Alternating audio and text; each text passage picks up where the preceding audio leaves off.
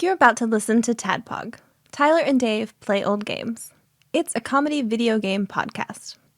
We would like to stress that the hosts are not experts and are really just very crass commentators.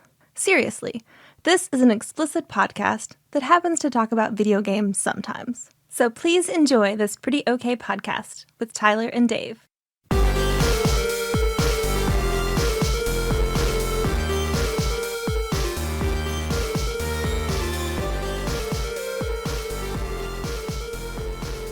Hello, Internet, and welcome to a regular episode of TADPOG.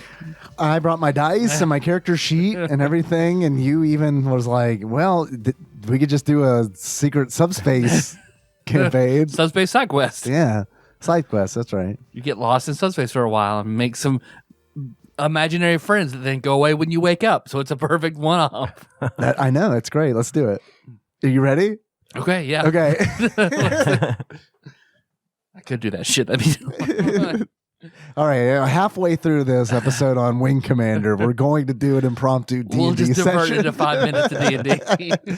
5 minutes, come on. I need more than that. Well, it's a little show where three old guys talk about some old-ass games. Some old games. I forgot how to do this show. Yeah, I don't know either. I was thinking about that earlier today. I was like, when I was making notes, and I was like, man, this is bullshit. I don't have to make notes when we do D&D. I don't know what to do with my hands. I'm just going to hold my drinking cups. We're very uncomfortable. This will be welcome to a very awkward, a more awkward than usual episode of TADPOG. Well, I've really enjoyed the feedback that I've gotten on the Discord. Yeah, from people the show. seem to really be Very liking positive, it. So yeah. we're just going to do that from now on. No one said how much they love the Colossus sound whenever Kenny rages, though. Spoilers. Spoilers. That shit came out. That shit just came out. I haven't been able to listen to it yet. But that's the thing, because, man, these are some Girth Brooks to edit, because I want to make sure I catch every opportunity to insert a video game sound effect or appropriate music and going through.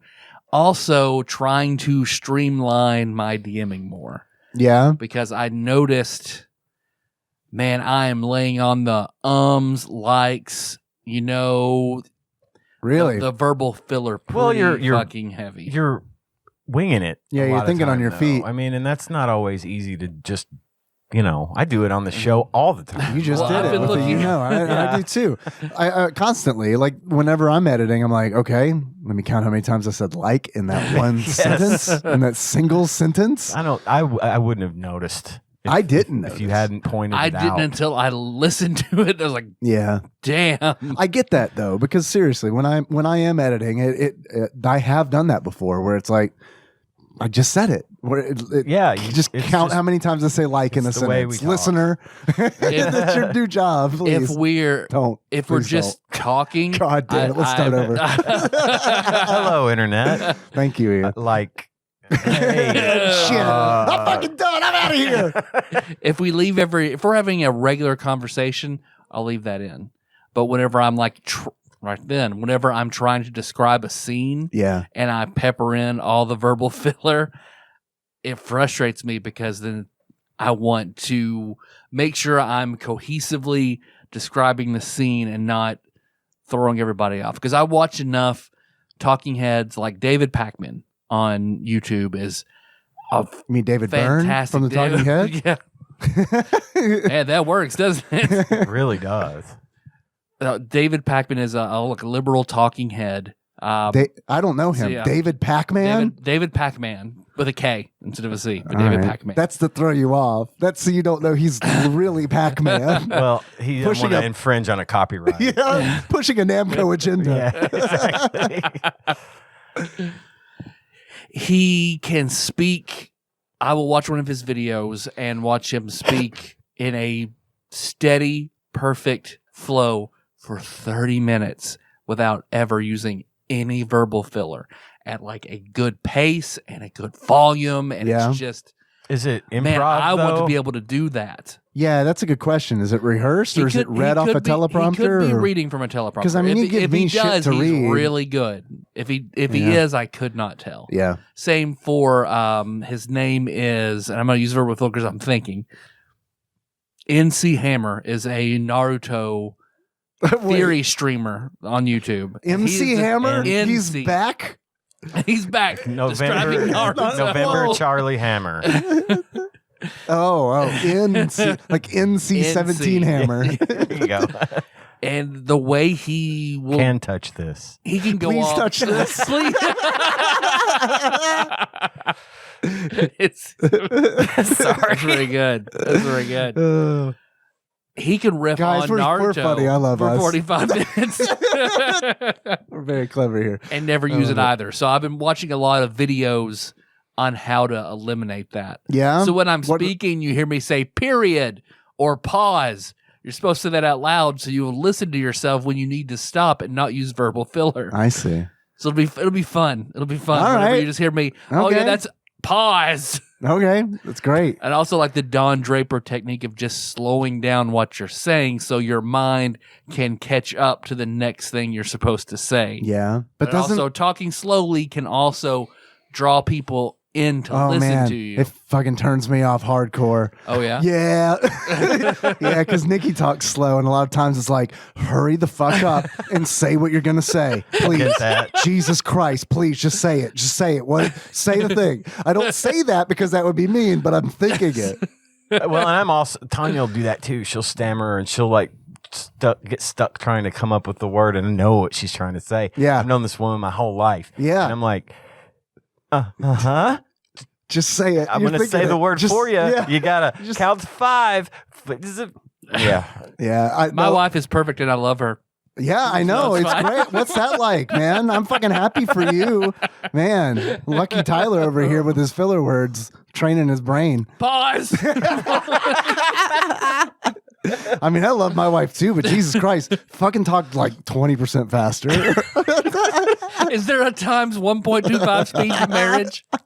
No, I don't want the marriage to go faster. Just like when you're like giving me what your order from Taco Bell, like just a little bit faster so I can get on the road. So I'm hungry. Okay. Oh, see, that's reversed. That situation is reversed for Melissa and I because she can know what she wants at any restaurant at any given time.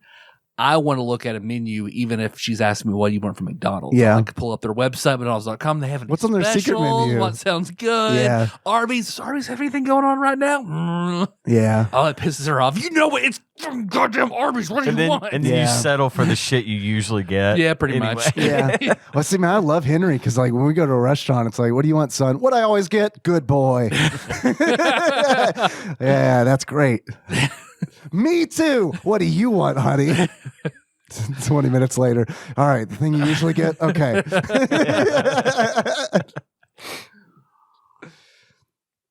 What you guys been up to this last week? I saw the Batman. I saw the Batman. I had to see it because last week when we were recording, like Ian, like before we recorded, you and Nicole were both, you got to go see the Batman. How was it for you? It was good.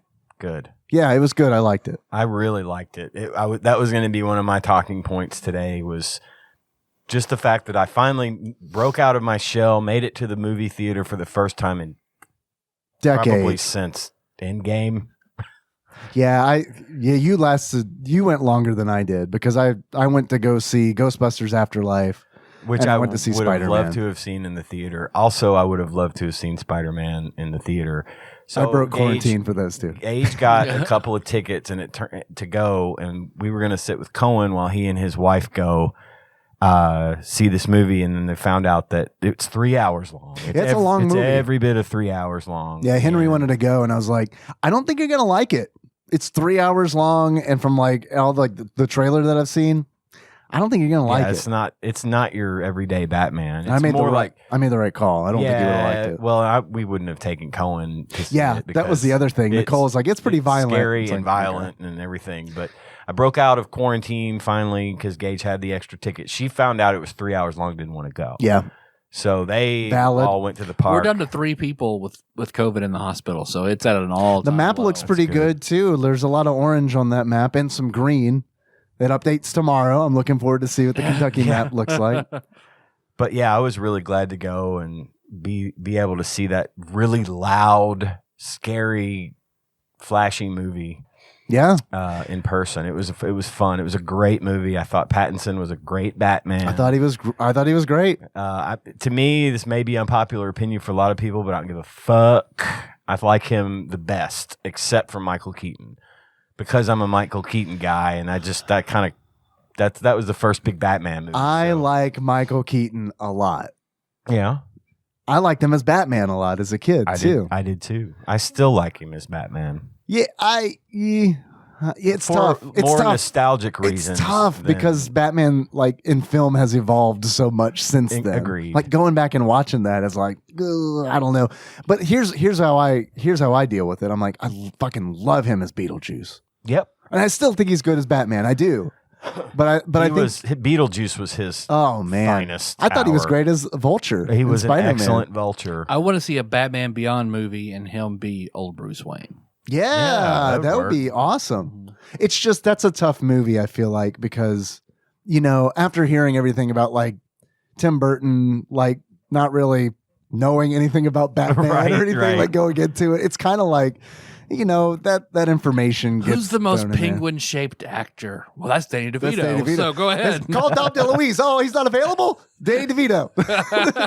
Well, and let's talk about the Penguin for a minute. From the Batman? From the Batman. I didn't know who he was. I knew he was somebody. Until I saw it on TikTok. I went, holy shit. I knew he was somebody because I was like, I recognize him, but I don't know who it is. So in the credits. Colin Farrell was the Penguin, and he went on, I saw a clip on TikTok as well, I think, where he went on like Jimmy Fallon or something, and he was walking around in his penguin costume. Almost got thrown off set. Because they didn't know who the fuck he was. Yeah.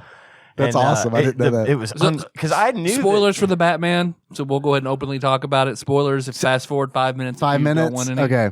Because the reason I cringed when you said that is because there's been a podcast that I love, and they have been opening every episode with like, yeah, we've been playing this new video game that just literally came out 2 days ago. We're gonna go ahead and spoil it right now, and I'm just like, stop. Is this Elden Ring? Probably. No, is that just their thing? Elden Ring, bring it on. You got Elden Ring spoilers for me? I don't really care that much about the story. It's more the gameplay. So it's like, fuck it. I don't care.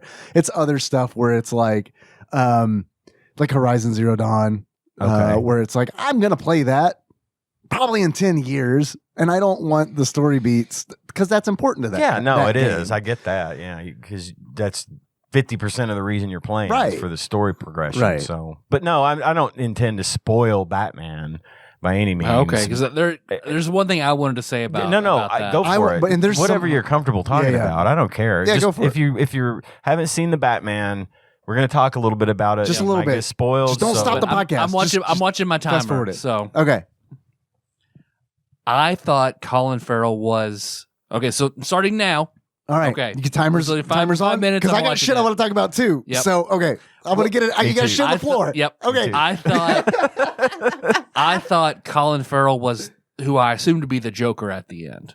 I had no idea. I see. Okay. I assume that was the Joker at the end as well. Well, which made me. That's the only part of the movie I didn't like. Tyler and I. Well, I don't want to see the Joker. I want to see everybody else and not the Joker. Well, Gage feels the same way, and he mentioned to me that he thought it might be Harvey Dent. See, Nikki said that, and I was like, man, if that's Harvey Dent, they're fucking wasting it because they haven't built a relationship his character in that with universe Bruce Wayne. yet. Exactly. Right. That it's like you can't do that would suck to do a Two-Face story like that, where it's like, here's Two-Face. This has no weight. Like this has no just like emotion. Batman Forever. Here's Two-Face. Yeah, right. Remember, he was black in the last movie. Now he's Tommy Lee Jones. Yeah. Well, and they did. I think Two-Face and the Riddler ran around a lot in one of the movie where they were in it with Tommy Lee Jones. Oh shit! And I think they were kind of a duo in the comics at one point, so it might be Two-Face, and maybe they're going to do the flashback.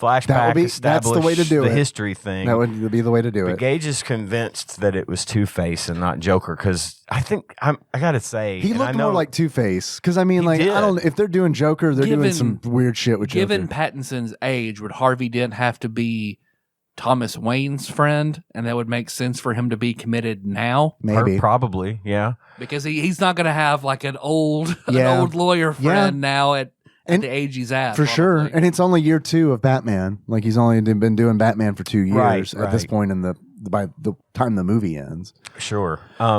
So yeah, I mean, I would like that. I personally think the Joker is played out. They've overdone it. Yep. Give me Calendar Man. Wow. Yeah. Give me or Zaz. Give me someone weird. Yes. Give me something offbeat. Zaz would be great. Give me Clayface. Fuck. Clayface. I don't know how they do it, but I'd love to see Clayface, but like I'd almost because like this Batman is so like grounded in reality. That Clayface would be like a fucking magician. You know what I mean? It would be like a mystical beast. My prediction is going to be it's going to be Penguin, Riddler, and Two-Face as a trio, throwing all they got at the Batman in the next movie. Which I'm really hoping there is a next movie.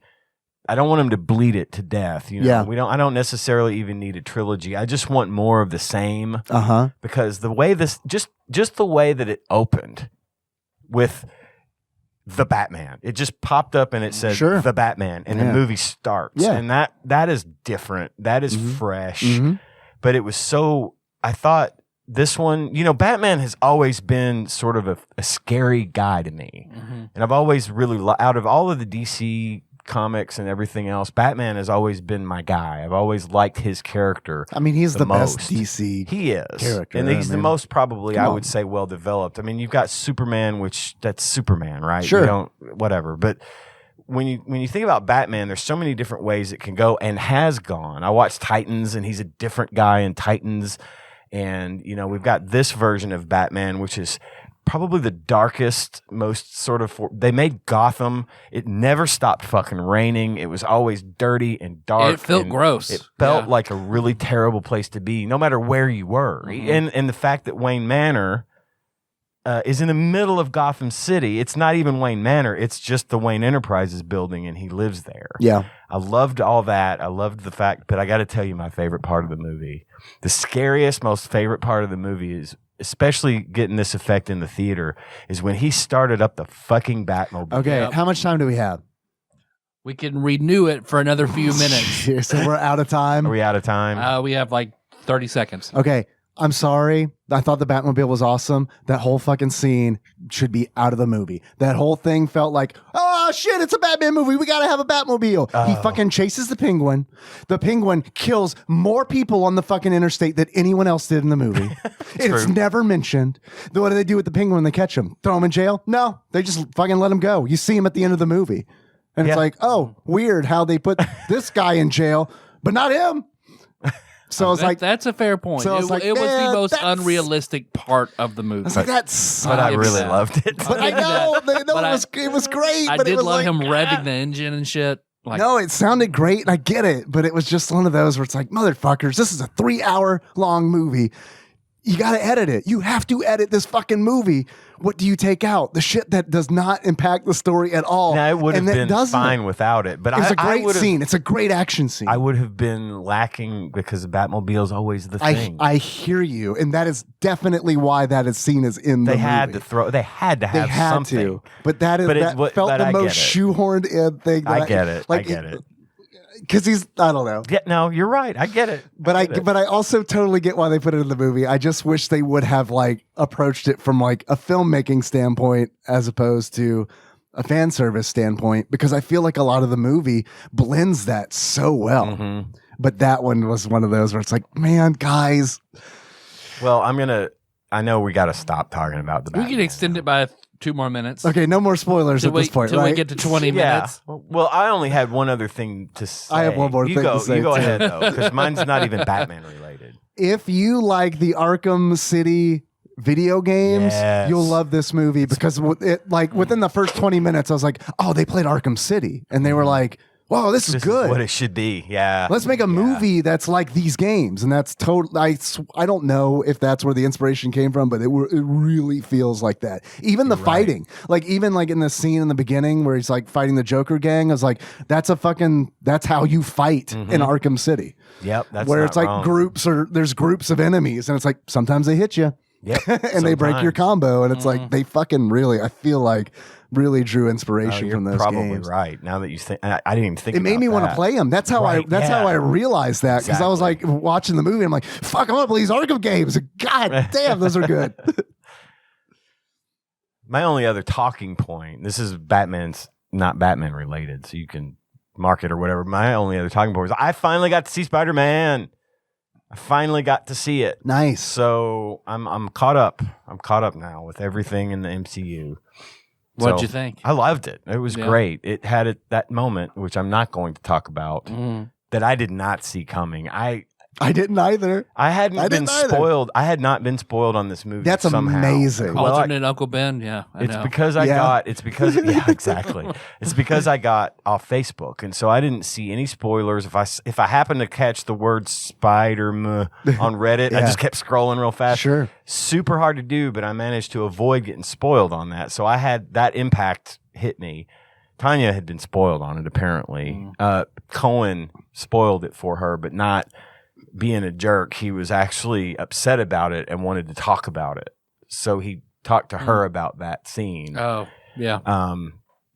And I kind of expected the There are a lot of scenes in that movie to spoil. I think I know the scene you're talking about, but there are several scenes in that movie where it's like, what the fuck? I kind of saw the end game there, for lack of a better word, coming. I figured what was going to happen at about like 5 minutes into the movie, like what was going to kind of come down towards the end. Yeah. And that's fine. I kind of had my suspicions. Weird. That's how I was with Wing Commander.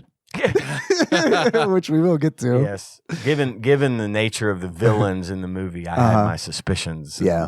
So God, Willem Dafoe's so fucking Willem good. Dafoe is He's a great goblin. best. He really is. He did all his action scenes and like all that. I didn't know that. Like, yeah, it was fucking fantastic. He committed, not like did. Samuel L. Jackson in Miss Marvel, which, like, look, I love Samuel L. Jackson, but holy shit, at some point, Captain Marvel. Sorry, yeah. At some point, they should have been like, hey, can we get like a stunt double or something? Because like he's like limping around and shit. Like, You can tell he's not as young as he looks. Right. And they did a fantastic job of de-aging him in that movie. Yeah, they did. He's like really like he's in his 70s, isn't he? Like dude's old. He's hanging in there. But I mean, you wouldn't think it at all. But yeah, no. Well, I mean, but given that and I really liked the movie. I thought it was. I'm going to tell you, when I saw the trailer and the Doctor Strange thing where he goes to Doctor Strange and asks him to make it like this, they don't know who I am. Yeah. I honest to God thought that was a red herring. I didn't think that was really what was going to happen in the movie, because that seems so fucking ridiculous to me. I thought it was a variant. Doctor Strange. Yeah, or that. Yeah, that's plausible. But now that I've seen it and I get it, I understand in context kind of what happens. It's fine. But at first, I thought they were just trying to fuck with us. Looking forward to that new Doctor Strange movie. was really my fucking God, good. yes. Looking forward to that new Doctor Strange. Speaking of an movie. alternate Doctor Strange, that is in there. And What I thought was it was reading weird. shit about like Tom Cruise in it as Ultimate Iron Man, and I've seen all sorts of weird shit about really? variant speculation. God, there's going to be so much good shit. Yeah, that's going to be awesome. That's what's going to get me back into it, honestly. Well, I've heard that it's pretty unbelievable what they've got going for it. So I will be going to the theater for that one. Yeah, same. Without question. And if she doesn't want to go, I'll just tell her, okay, I'm going without you this time. Can't help it. But I just thought it was also kind of weird that No Way Home, there wasn't really a stinger. It was the preview for Doctor Strange and the Multiverse of Madness. Yeah. That's just unusual. There was a little bit of a stinger. Yeah. The mid-credit stinger was I missed fine. that one because I had to pee so fucking bad at the end of that movie, like so bad. And it's like, if I hold this any longer, I'm going to have to go to the hospital. Did you ever watch it? No, I'm sure it's like on YouTube or something. Well, it made me just be like, Tom Holland better do one more. He better do that movie. Yeah. Fuck. Nikki told me about it because I came back. I was like, did I miss anything? She's like, yeah. I was like, what I missed? And she told me. I was like, okay, I haven't watched any of those.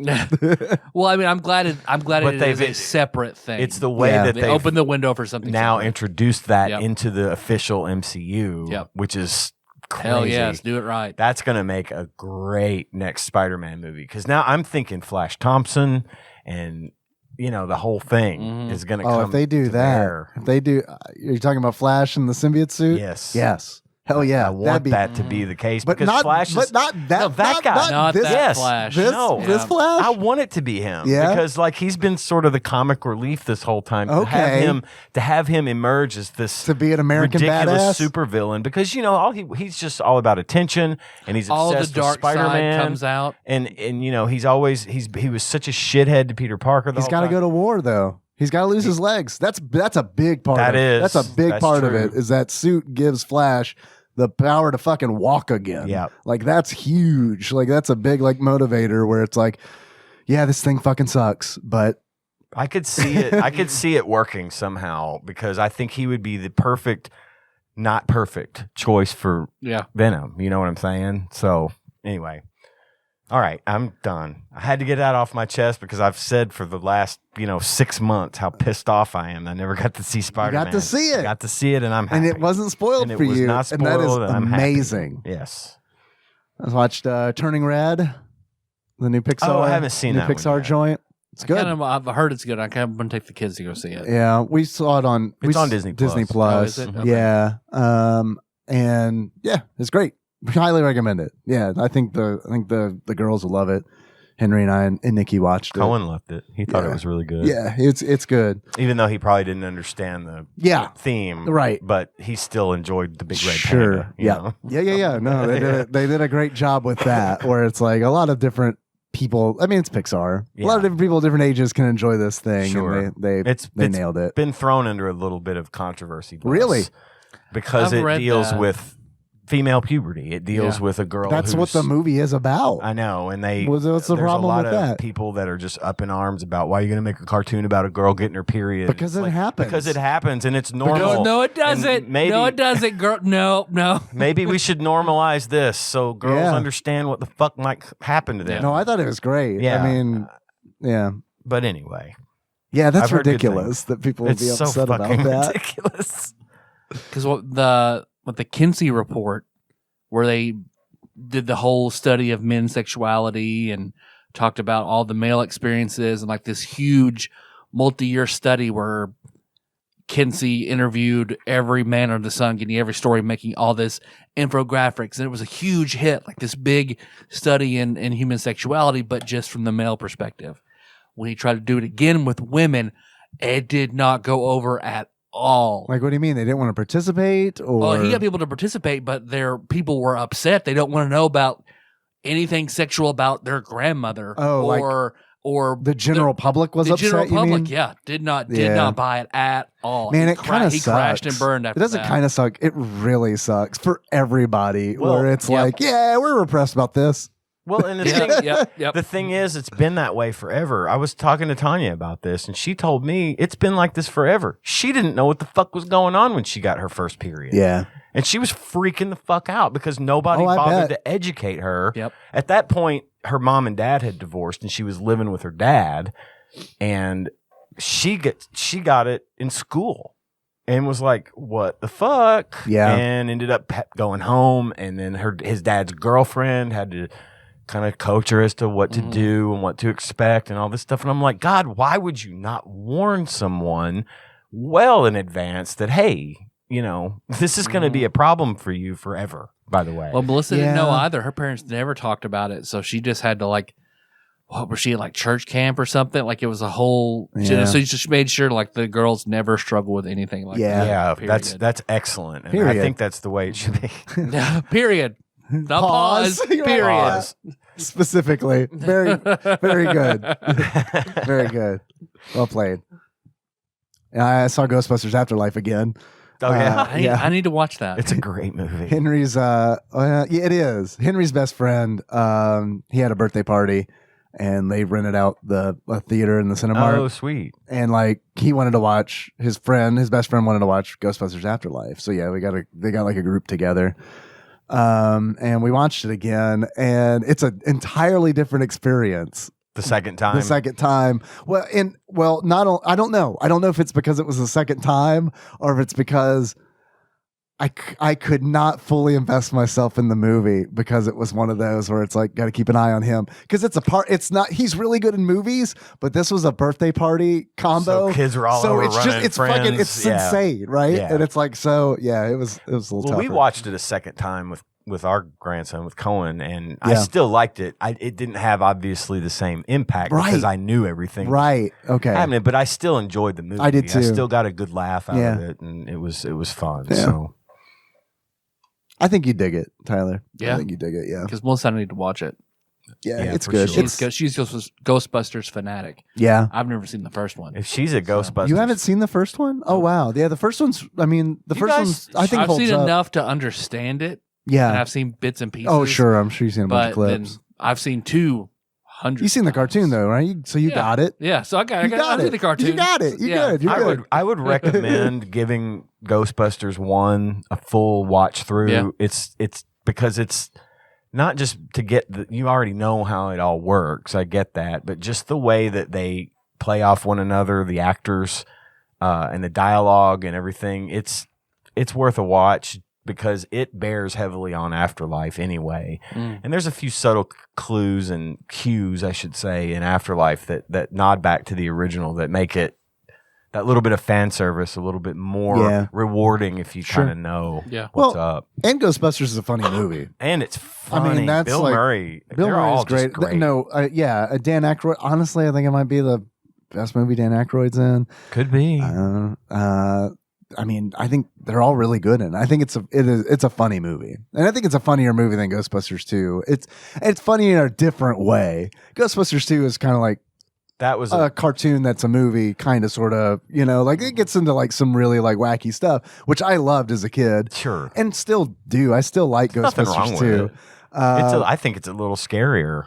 It is a little scarier. You know? Yes. Yeah. With the scene where, You could tell they had a little more money and a little bit more of this and that. And I know that, Bill Murray only agreed to do it to help out Egon. Harold Ramis. Oh, I didn't know that. He went to Bill Murray. Bill Murray was done. He Yeah. said, I'm out, I'll be Garfield in a few years. Yeah, So I'm I'm gonna done do with that this like shit. 5 times. But Ghostbusters, once. That's it.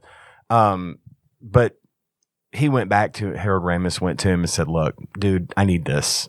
Yeah. I need this. I've got to keep riding this fucking cash cow because it's my thing. Yeah. And it's going to be my legacy. And it was Yeah. his legacy. Yeah, absolutely. So Bill Murray. Do it. I'll agreed do to- more stripes. I promise. Let's go. He Oh, agreed. please to, don't do more no, stripes. don't do more stripes. He People agreed love to that be movie. It's in just it.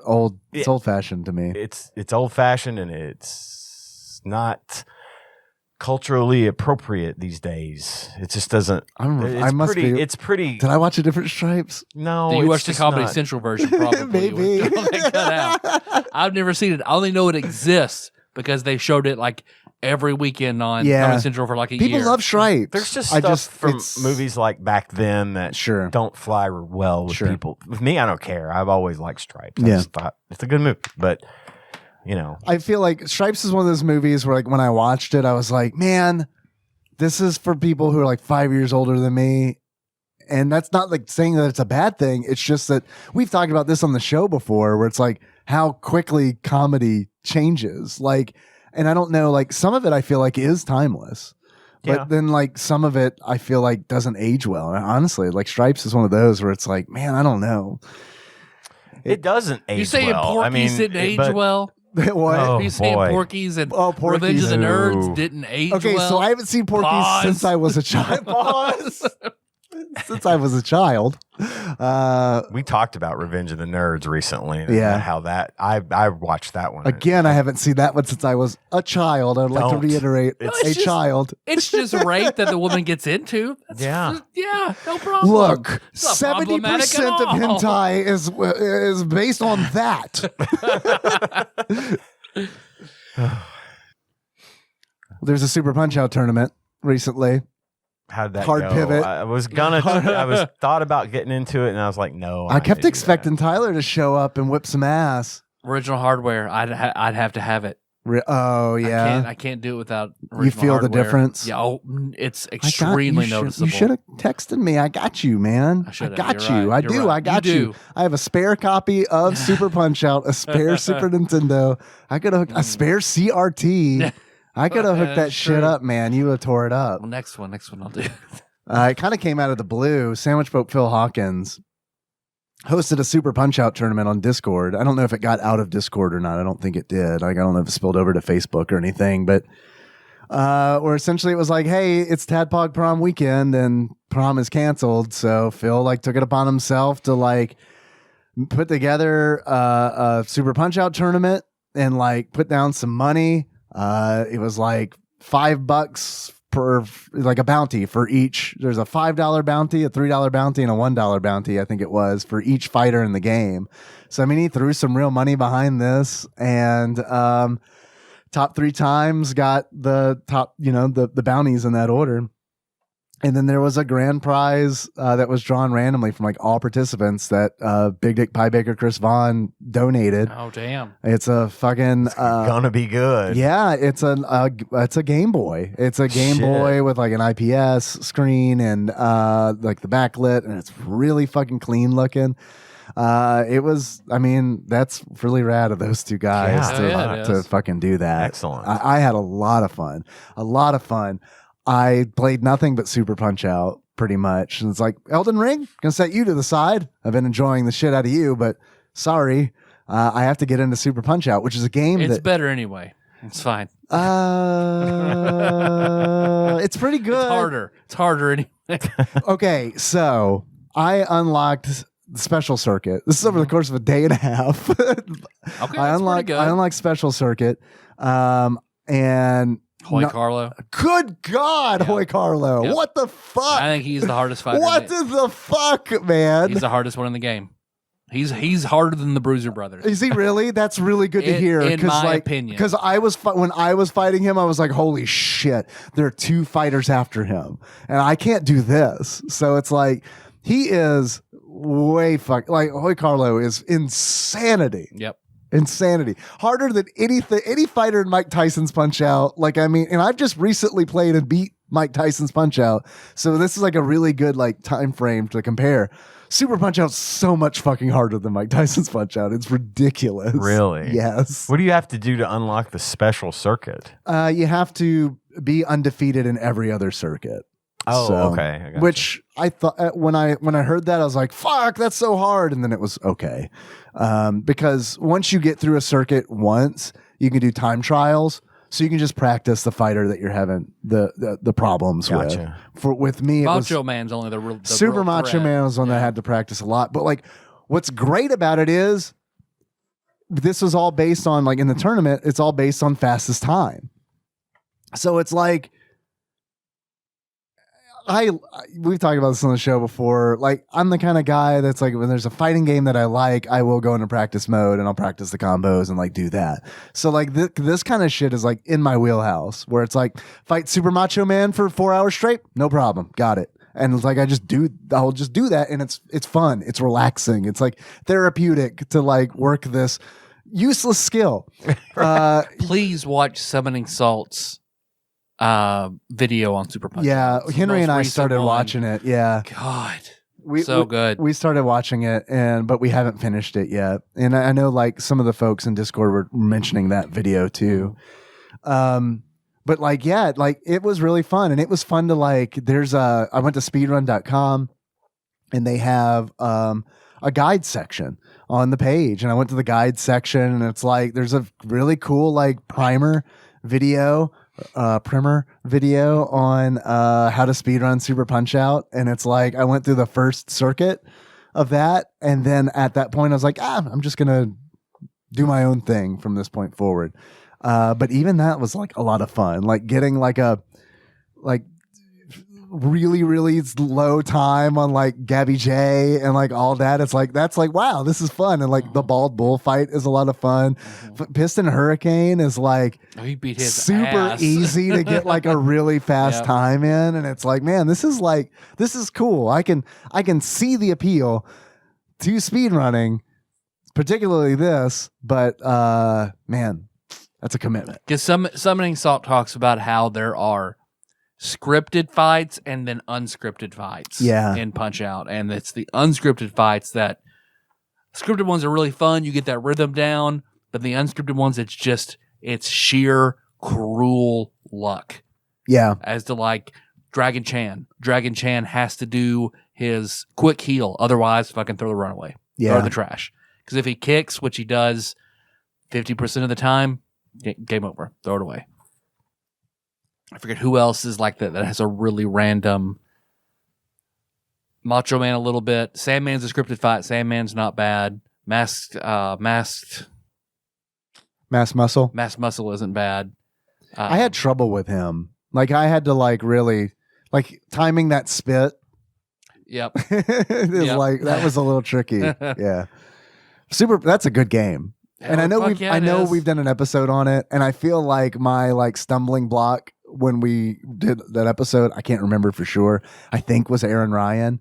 But now that is like Aaron Ryan is like the most fun fight in that game. Trying to time that super punch when he comes in, trying to chain punch after punch after punch. Well, it's just knowing like I don't know. I like gimmicky fights, and like and Aaron Ryan has one gimmick, and if you know that gimmick, it's all good. Like when you knock him down and he goes in for his vampire hug, when he twitches, just punch him and then super punch. That's all you have to know.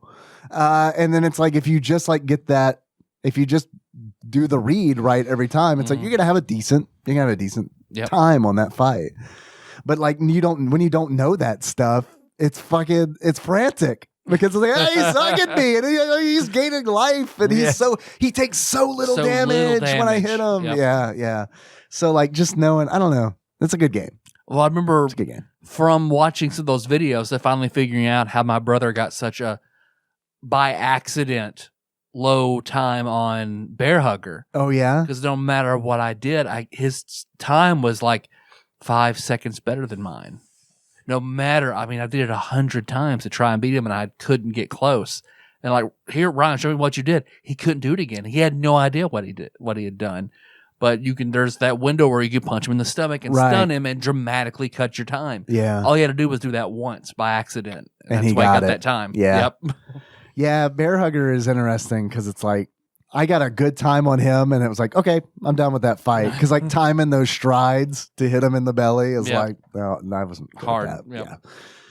So I wanted to mention that. That was a lot of fun. And like, wow, like it's been a long time since like I told Nikki, I was like, it's Saturday night, and like I'm lying in bed, and it's like my body's on fire. It's just like, yeah, did someone beat my time for Bear Hugger? Gotta check. And it's like updating my phone like constantly. It's like, all right, someone beat my time. I gotta go. So that's stuff. I don't know. So did you place?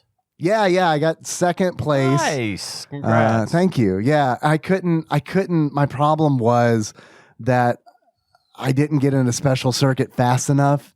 And it's like, because I got the last day of the competition, last day of the tournament, I got into like the Hoy Carlo fight, and it's like, this ain't happening. Like, it's not happening. My body is weak from all this super punch out. The flesh is weak, spongy.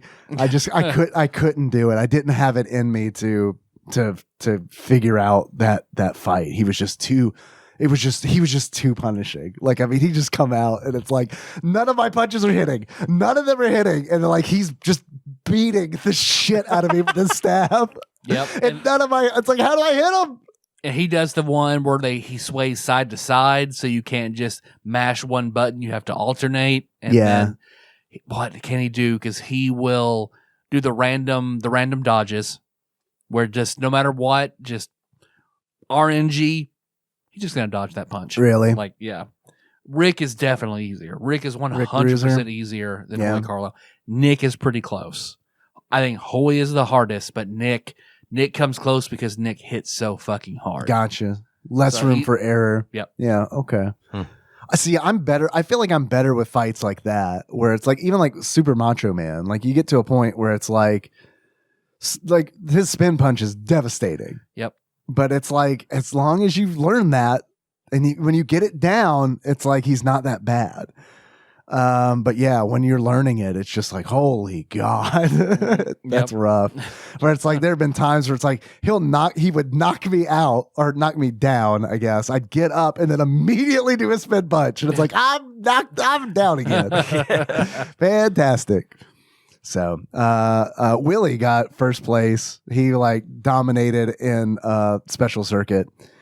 Because it was really just, he was the only person who had times in special circuit for a long time, because there's a barrier to entry to that. Yep. You know, not only are those fights really difficult, but you have to unlock them. So he held those for a long time. And so I'm like, strategically, like if I can just get into that circuit and I don't even have to beat Willie, but if I can like place times in each of those fights, that's second. I'm in. Yeah. Yep. And Narcissus Prince was a joke. And then like as long as you punch him in the face early, it's game over. He was a joke, but then it was like I got the Hoy Carlo and it's like, that was a mistake. I can't do this. And then my strategy early on was like, I'll get all the minor circuits as low as I possibly can, because those are the easiest to speed run. Yep. And then Chris Murray, Mr. Saturn, just a punk, he got that same idea. It was like, so then we started competing over those times in there. It's like, oh no. So it was a lot. It was a lot of fun. It really was. It's been a long time since I've been like that driven to play a game, and also not salty about it at all. You know what I mean? Yeah, like that's fun. Right. And I think it's because of the format. When I'm playing a game that is like, you're competing with one another and it's live, and it's like there's something when there's a degree of separation when it's like we just play on our own time and submit our scores. Essentially, there's something different about that to me than like head to head. You know, like a fighting game, for example. This is more like along the lines of like, it's a single player experience, but you control the narrative in a way, and you can do it your own way, and you're earning that without having to. You're fighting the computer. You're not fighting some other person, right? Where you're grudging against this person, right? And that, you know, you're not worrying about bad blood or anything else, right? Because we're fighting the same thing. Yes, y'all are fighting. You're competing against the same opponent, right? And that's cool. And also each other, but to a lesser extent. Exactly. Not you're indirectly competing with it was a great choice. It was a great choice of game. I should have gotten in there and played. I just didn't have time this weekend. I get it. It would have been rad. I spent more time playing video games this past weekend than I have in a very long time. And it was all Super Punch. I haven't had time to play it all. I put my Switch on the charger today for the first time, and I don't know how long, and it took a second to light up. Because you're getting those Mario Kart tracks? I'm going to. Those are coming out tomorrow. Yeah, I got to get that. And that's this recording. Yeah. And that the Super Punch Out thing kind of like has me going back on I don't want to do a Mario Kart tournament thing. No, I don't want to race you. We could race. You and I can race. We're horrible. We're bad. But we would have fun. Tyler, you went in on the minor circuit with us? I'll run it. Yeah. I'll just ask for the power checks and it'll be fun. Okay. When you guys race on Mario. All right. Okay. Deal. We need to script it. Finding the whistle noise whenever you cross the finish line in Mario Kart for your guys' race for that episode was so fucking hard. Whee! Yeah. Yeah, I get that. There are a lot of times where I'm like, because like a lot of like for this episode, for instance, it's going to be like Wing Commander music between each break for like the bumper. And honestly, that's not so bad. It's way easier than it used to be. Like I remember like years ago, like when we were using Bulbasaur. Like I remember like going on like weird fucking websites to find that, you know what I mean? Like sites where it's like you've got Oddish and Bulbasaur and it's like I'm probably gonna get a virus for being on this site. Now it's just like, okay, YouTube. Yep. It's on there. Yep. It's another movie I watched recently. Oh, the Pokemon? Nope. Wing Commander. Wing Commander. Okay, you guys want to get into Wing Commander? Pokemon 2000, that Herman Cain joint where he would quote Mewtwo. Yeah. Let's talk about Wing Commander. Yeah. You want to take a break? Let's take a break first. All right.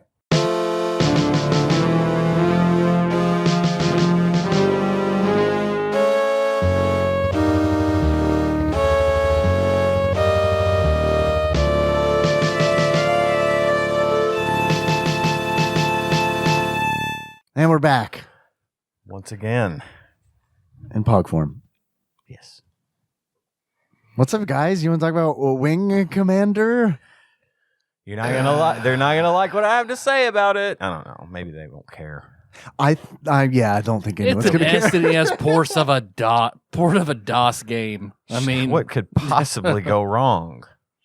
I mean, there have been a good port. I think Prince of Persia is a great port. Maniac Mansion's a good port too. But that's NES, so we can write that off, right? Okay, yeah. But I agree. I mean, I need to finish Maniac Mansion. That's like, I'm not going to get into it, but I want to play that one. I want to play that one with Zalnop real bad. I need to get together with him and see if we can play Maniac Mansion together, because he's never really played much of it either. And we used to, like, when I was streaming, joke about, or not really joke about, but talk about, like, I want to do a Maniac Mansion stream, but we do it as a group, but only people who haven't played it can contribute to what we're doing. And see, that's each impossible. one be a different kid. So whenever somebody gets kidnapped, you have to switch to the other one and move the other one around. Well, but then someone's got to sit out. You know what I mean? I guess it does give an element of danger to it, though.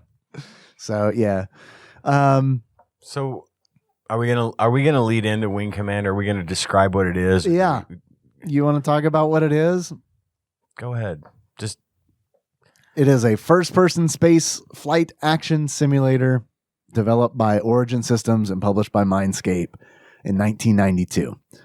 It was originally released in 1990 for MS-DOS and was ported to multiple other platforms, not just the SNES. This game came out on a lot of systems. Everything. It was everywhere. Not the Genesis, though, which I thought was weird. But they did do, I think there's a Sega CD version, which I almost checked that one out. But I was like, no, man, if I'm going to check out another version of this game, it's going to be the MS-DOS version of the game.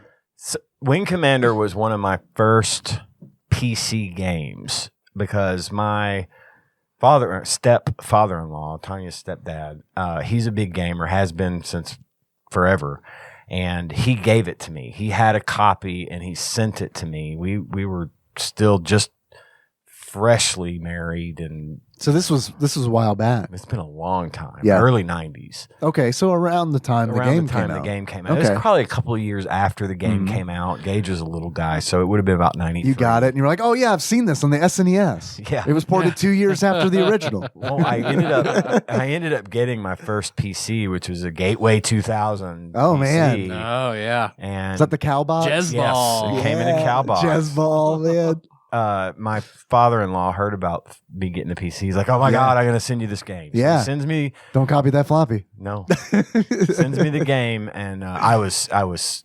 absolutely fucking into this game. I bet. How old were you at the time? Probably 19. 20. Yeah, that's prime into Wing Yeah. Commander.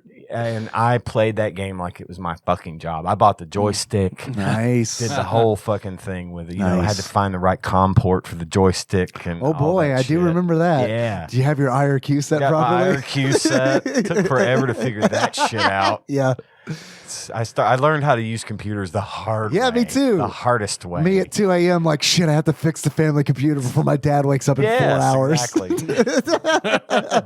Yeah. Desperation, Yeah. as they say. It's a fine motivator. But I loved Wing Commander, and the concept of this type of game just blew my mind, and it was pretty mind blowing for everyone else. I mean, this game was a huge hit. Is this kind of the first of its kind? It I mean, is. yeah. This one was the precursor to X-Wing and Right. TIE Fighter, and of course that was a gateway drug for me because I was Not your PC?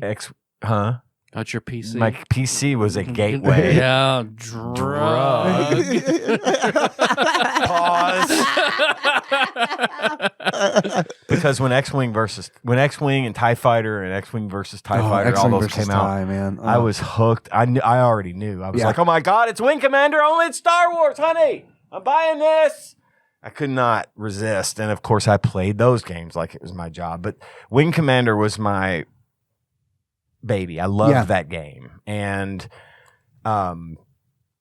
it went on for a while. Now, I fell off of that, especially after I did sort of leave Wing Commander behind after X-Wing came out. Sure. And stuff. Yeah. I mean, it was just Star Wars was more my thing. But I will always have super fond memories of Wing Commander and how cool. I didn't even mind doing escort missions in this game. You know, it was awesome. That being said, I have very strong feelings about the port to the SNES. Okay, I want to get into that. We're going to get into that for sure. But I think, Tyler, you have experience with this game as well, right? Don't you have some kind of personal experience? My uncle, who has passed since, my last memories of him were going over, all in the same year, because I feel like the next year he may have died. He had a car accident. But we went over to his house for like a family reunion, and he had just got a new computer. So he shows us, You Don't Know Jack, which I played the shit out of. I stayed over there forever playing it, went home, begged for it. Brandon and I bought it. Brandon and I played the shit out of it. Loved the original You Don't Know Jack. Yeah. And he also had Wing Commander. Now, this was PC? PC. Okay. He had the whole big setup. It was like voice acted and shit. And I feel like Mark Hamill was Mark Hamill was one of the major voices in that movie. Yeah, so he did all the Kilrathi, in the game. He did all the Kilrathi voices, and I think he actually did like one of the generals or something. Yeah, because remember he showed us all that because he just thought it was the coolest thing. Of course, nobody in my family fucking got it. They like the trivia like I did. Yeah, like Wing Commander, like, oh, that looks neat. Yeah. And then, I can see the trivia being the crowd pleaser. Yeah, sure, it's kind of a general. And then for Christmas, he brought us his absolute favorite movie, and we all had to watch it, like the whole big extended family. Was it Wing Commander? It was, man, that might have gone over better. It was A Nightmare Before Christmas. Oh, okay. Which my family, they were fucking appalled. Really? By Nightmare Before Christmas. Like your immediate family or the entire, like the Hollands as a whole? Both. The Hollands as a whole. We're just like, what are you? This is death. This looks satanic. This like, yeah, it's fucking rad, isn't it? He just did not understand it. This is great. Your uncle's come on, you guys! I'm Wing Commander guy. Come on, you love this shit. Your uncle's was kind of a wild card, wasn't he? Yeah. So yeah, I just strictly remember this from going over at his house that day. He sounds awesome. Yep. What about you, Dave? Did you have any sort of connection to Wing Commander growing up? Man, I wish. Honestly, I'm like envious of you both because like, nope, Wing Commander was just one of those games that honestly, man, I didn't even hear about until like until like high school. I'm and by that point, to hear that because they marketed the absolute shit out of these games. Well, the original came out in '89, I think. Okay, I was 8. And, that makes sense. And we were off the mics just a minute ago. I was, and still am, a huge dork. And like, marketing wasn't hitting me at 8. You know what I mean? Yeah, like, no, I get it's that. like moon shoes, yes. Gak, sure. But like, video game stuff. And I came from a household that was, this is where honestly, like kind of like, it's weird. Because like, I came from a household where it's like, no video game consoles. We have a computer. Mm-hmm. You can play games on the computer, but yet Wing Commander never showed up. Well, and I guess I can understand that because, frankly, I hadn't seen much about it. I'd heard of it, but I didn't pay any attention to it until I got my copy. So, and I didn't really honestly get into like, I didn't have a video game group of friends until like middle school. Right. And like by then it's like 4 years had passed and it's like, I'm sure I know there's more than one Wing Commander game, but it wasn't too long after that where it's like, oh yeah, X-Wing. Star Wars. I like Star Wars, Right. So like same with you. I just kind of missed Wing Commander. Going in the other direction would have been difficult. Given your age and the fact that it's going to be hard to pull you off of Star Wars something for this. Hey, this game's like that. It started that. Nah, fuck it. Right. But Talking cats? Yeah. Nah, Get out of here. Get out of here. Yeah. So unfortunately, no, I didn't have any experience with it. So I was honestly excited to try this game out. And I was really looking forward to seeing what Wing Commander is all about because I mean, X-Wing versus TIE, like I know like that people say that that's one of the weakest entries of that series because there's no single player element to it. I did agree with that statement. But you had X-Wing and you had TIE Fighter. But that was my entry point. And it was like, I mean, so, because I like that game so much, and then the games that came out after it, I was like, all right, yeah, I want to check out. I like this genre. I like this space flight action sim genre. I want to check out Wing Commander. Of all, I'm going to make a pause. Period, pause. Ellipses. Gather, loading, buffering.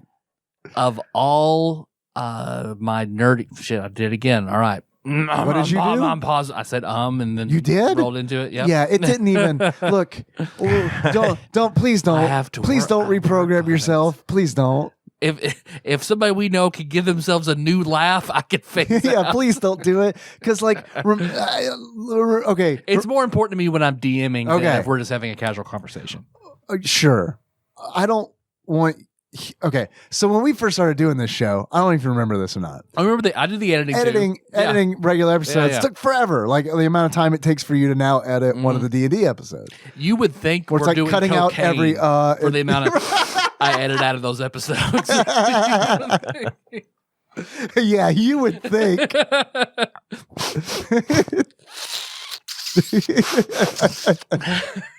But I guess my point is that I don't know, man. It's all good. We're just friends hanging out, talking. You're right. It's all good. You're right. We're not, we're not like a news station. Don't overthink it. Don't overthink it. I will make a Game of Thrones reference. Okay. So the maesters have the chains, and every link is in the chain that they wear is a field of study that they've mastered. Right. Mhm. So if my maester's chain is all the areas of geekdom that I have studied and know and have become accomplished in, one chain that both of you have that I am missing is the space fantasy chain. That is my weakest area of nerd foo. Really? Even with Battlestar Galactica? I feel like you know more about it than I like do. Battlestar Galactica. I hate all the space fighting. Really? So you like the drama and the story, but you're not into I don't care for space combat and stuff. Like Okay. even in watching Star Wars, don't care about it. I think it looks silly. I think it's out of place. Yeah. Darth Vader in a fucking TIE fighter. I think he looks stupid. Well, that was fucking ridiculous anyway. I mean, Hold up, guys. Let's wait a minute. I have you now. let me turn off my radio. Let me tune my radio. Big I don't like this badass guy. station. Let me cram into this. Come on, he's got the special tie. He's got the special one. The advance. I remember seeing that advance and being like, holy shit. Wow, it's the wings. They're cocked into the what the fuck? Isn't it ridiculous how easy it was to impress me when I No, said I was that? too. Don't feel bad. Don't feel bad. Just crooked slightly so. So like playing this game, like, man, it did not hit on me in any cylinders. Well, that's understandable for a myriad of reasons. I can appreciate what it was trying to do story-wise and with its characters. Yeah, see, that's why I was surprised to hear you say that. I can appreciate that, but I couldn't get to all of that because the space fighting, no. Well, no. hit us with the list. All right, so let's say box art. Start on the box art. Yes. So, Dave, you sent us the box art. Yes. First impressions based solely on the box art. This is going to be a space flight sim action adventure game. That's Right. what I got from it. Obviously. It's on the nose. It felt like top-down shooter to me. Really? Okay. That's what I would have expected. Okay. Well, having known from my experience what Wing Commander is, I knew what it was going to be. But from a box art standpoint, I actually really liked it. I thought from the perspective sitting in the cockpit like you get from the game, and there's all the explosions and the things going on. It made it seem like we're really trying to bring home that Wing Commander experience. Yeah. We want you to have this because it's awesome. On the other end of the spectrum, so Secret Missions. The Wing Commander Secret Missions game, that does seem like simulator to me. That box art reeks more of it to me than the first one. Really? Is that right? Because I thought that box art for the Secret Missions was boring. It was just kind of not That's nearly probably as why exciting. I thought simulator. Right? Yeah, maybe. I don't know. I think I'm with Ian. With the first, in Secret Missions, the camera is no longer in the cockpit on the you're box. Just seeing two ships. One's half exploding and the other's flying away. So I can feel like that could be anything. I feel like that kind of opens it up. It could have been a sequel. Seeing the inside of the cockpit, this is the sequel to Space Football. Well, you're inside a cockpit just chasing shit down. That is true. But I can't really say that it affected my perspective on the game because I already knew what the game was going to be like. So, but it was cool. The box art was pretty cool. Yeah. It would have sucked me in. I would have seen that on the shelf and been like, that looks fun. It is some of the better box art we've had in a minute. Agreed. It is. Plus, I love the Wing Commander logo. It's such a good, recognizable, symmetrical logo. I just really always dug that. It's like, it reminds me of like the Red Alert Command and Conquer. It's very, it's out there, it's bold. You kind of get it when you look at it. Mm-hmm. Well, if this were a movie, what movie would it be? Well, aside from Wing Commander. You think I might say Wing Commander. I got a couple. Kind of some weird deep cuts, actually.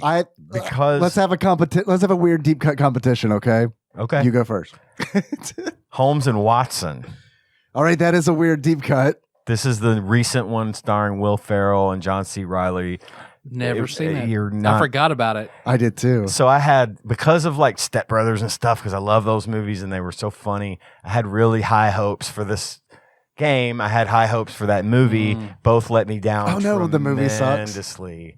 Yeah, it really does. It's not of the same quality. They should have just done Step Brothers, but in like the Victorian. Yes, that would have been so. They're the same characters and everything. And Holmes and Watson was okay, but it just didn't get me the way Step Brothers and Ricky Bobby or Talladega Nights. All those. It just didn't have that same. You could tell they were kind of running out of steam. So not my favorite. I had another as well. Two more, actually. Okay. For the same reasons. Don't take mine, please. For the same reasons, because as I've mentioned, I had hopes that this game would be awesome, and it really, really let me down. And I'll get into why later. Attack of the Clones. Because coming off of Phantom Menace, I really liked Phantom Menace, and it got me pumped and hyped. And then Attack of the Clones really just disappointed me. Because it just didn't have that same energy, right? And then the last one I chose was a movie called Cabin Fever, which is a horror movie directed by Eli Roth back in the early 2000s. It's one of his first goes at it. He was backed by Quentin Tarantino. It was a big to-do about it, and it was the literal biggest piece of shit ever. so much so that there was a remake of that movie done recently that was produced by Eli Roth. And directed We're doing it again, baby. He didn't direct it, though. Yeah, he just realized it. He's like, "This is my penance. I'll give someone else money to do this better." Pretty much. He was like, here, Huey Bowl. Now, knowing what I know about Eli Roth, he was probably thinking they were paying homage to his film. Really, what was happening was everybody knows that original was a complete piece of shit and it needed to be fixed. So. That was, for all the same reasons, those are my three movies that come to mind. When you said Cabin Fever, my mind went Cabin Boy with Chris Elliott. Yeah. That's what this was. No, that was actually funny. So I wanted to see that one in middle school, but never did. Yeah, it was okay. It was very much what you would expect. Yeah. I liked his Tostitos commercials, though. Was it Tostitos or was it a different brand? I liked his daughter on SNL. Oh, yeah? Abby Elliott. Okay. Really? Yeah, she was really good. Chris Elliott got his start as the guy under the bleachers on the David Letterman show. Holy shit. Yeah. He was this random guy that would come out from under the bleachers from time to time. Wow. Yeah. I've been on this. So, like, David Letterman had, like, they've been putting a bunch of like clips on YouTube recently. So, and like Dennis was sending me a bunch, and so it's like I've been on. It's now in my algorithm, and it's now like not uncommon for me to watch like 20 minutes of David Letterman on any given night, and it's like Google is like, man, I don't know about this guy. It's like fucking like David Letterman clips or like anime reviews and then like speed running. Like, actually, we do know this guy. We have a lot of these. We have a lot of these. All right. What are your movies? I only have one. Okay. And that is Stephen King's Sleepwalkers. Ooh. Horrible movie. Wow. But there's cat people in it. There you go. Okay. I didn't take the cat angle. But that's, yeah. Okay. Yep. There's horrible looking cat people in it, and there are also horrible looking cat people in this video game called the Kilrathi. The Kilrathi. And they Nikki, were a lot fuzzier in the game than they were in the movie. Well, we were watching They're Bothans. Yeah, many Bothans died to produce this movie. Nikki and I were watching Wing Commander last night, and she was like, "Oh yeah," she was like, "You want to do something tonight?" I was like, "I gotta watch a movie for the show." I did that too. Yeah. And Tanya said you can watch it on your laptop. I'm not watching it. Nikki was like, "Oh, I'll watch it with you." And I'm like, "I really don't think that you want to, but you're welcome to. I've heard this movie is horrible." And she's like, "No, I want to watch it." So we watched it. But anyway, she was like, "Are the cats called Kilrathi because like cats kill rats?" Oh. And I was like, holy shit, maybe. I never would have thought of that, but that might be it. And I was like, this is based on a video game, so probably. Yeah. It does sound like some like video game ass shit. Well, cats kill rats. Kill rat. Kill rat E. See. So, what about you, Tyler? A movie? That movie where Garfield goes to Hawaii and the ghost flies the car into the volcano. Oh, God. Yeah. That. So, because it's from what becomes an iconic franchise like Garfield, it's this one weird little spinoff. I love that one. Either you love it or you hate it. I loved that one. And it's got a cat person in it. Garfield can talk. I haven't seen it since I was 7, but man, I had that one on tape. I did too. Yeah, watched that one a lot. My aunt taped that for me. Oh, man. So, guys, how is this game like Corey Feldman? How is Wing Commander for the SNES like Corey Feldman? He was in the new Cats one, right? He was? Was he? He would have been a great Rum Tum Tugger in the asshole cut where you could see the cat asshole. Dave, name the only character you know. It's got to be Mr. Mephistopheles. Man, I remember when Peter Parker made a deal with Mr. Mephistopheles. My mother and father the first time they ever went to New York. It was this huge deal. Of course, they left me at home, and they, I'm a Gen Xer. They just left me at home all the time. Sure. Take care of the dog. We're going to New York. They went to see a couple of Broadway plays. One of them was Cats, and I swear to God, after they came back, my mother bought the fucking double CD soundtrack from that and listened to it until I thought I was going to die. Yeah, I could recite that play to you probably right now just because I had to hear it so much. Fuck it, let's do it. Let's not. The Patreon special where Ian recounts all of Cats after from memory. that. Yeah, after Ian, we're that, desperate for Patreon content. If you could set aside 4 hours, is that how long Cats is? I don't know. It's pretty close. Yeah, it's pretty close. If you could please set aside 4 hours of your time. You have all the ums and pauses and periods you need. Just get through it. Just we need something. Jesus, please. Well, second only to that came Phantom of the Opera.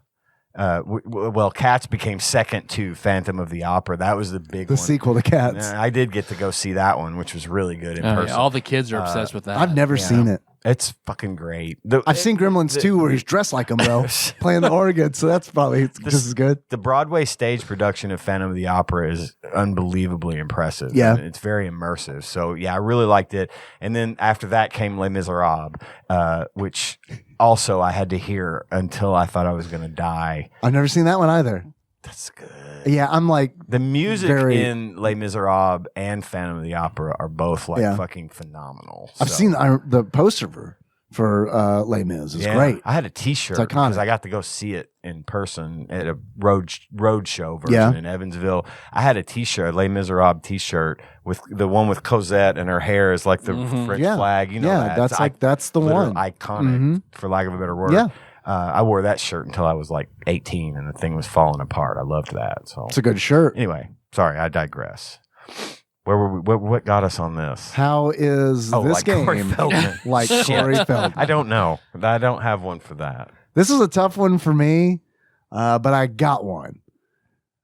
On May 31st, 2020 at 9:47 p.m., Corey Feldman tweeted in all caps, "Holy crap, a live UFO.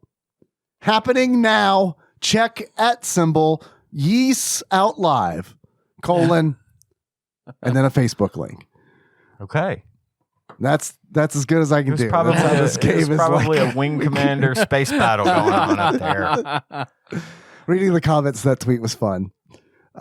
Several people were like, right now? And then one person was like, this video is from 2 years ago. But Donatello when he builds the portal to Dimension X. All right. Okay. Yeah. All right. Man, I would have loved some Dimension X action in one of those live action Turtles movies. Did that happen in 3? I didn't see 3. That would have been better. Yeah, I knew it was time travel, right? I mean, they go to feudal Japan. they went through, they could have easily made a Dimension X instead of feudal Japan. Guys, I have to leave right now. I need to go watch Teenage Mutant Ninja Turtles 3 for the first time. I'm 40. I feel like I'm ready to handle it. There you go. I feel like I've suffered enough depression that I can finally handle what it's going to do to me. Finally, I can reward myself. I could also read a random paragraph out of Gremlins 2, the new batch. Please, I implore you. I wonder how they handle the Phantom of the Opera, Gremlin, and Gremlins 2, the novelization. Ian, tell me when to stop. Yeah.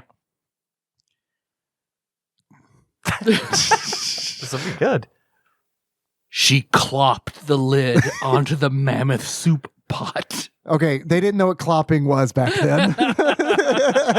To be fair, did you know the term comes from the Gremlins 2 novelization?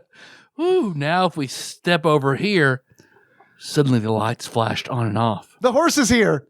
Marge looked around more annoyed on her face than surprise. Huh?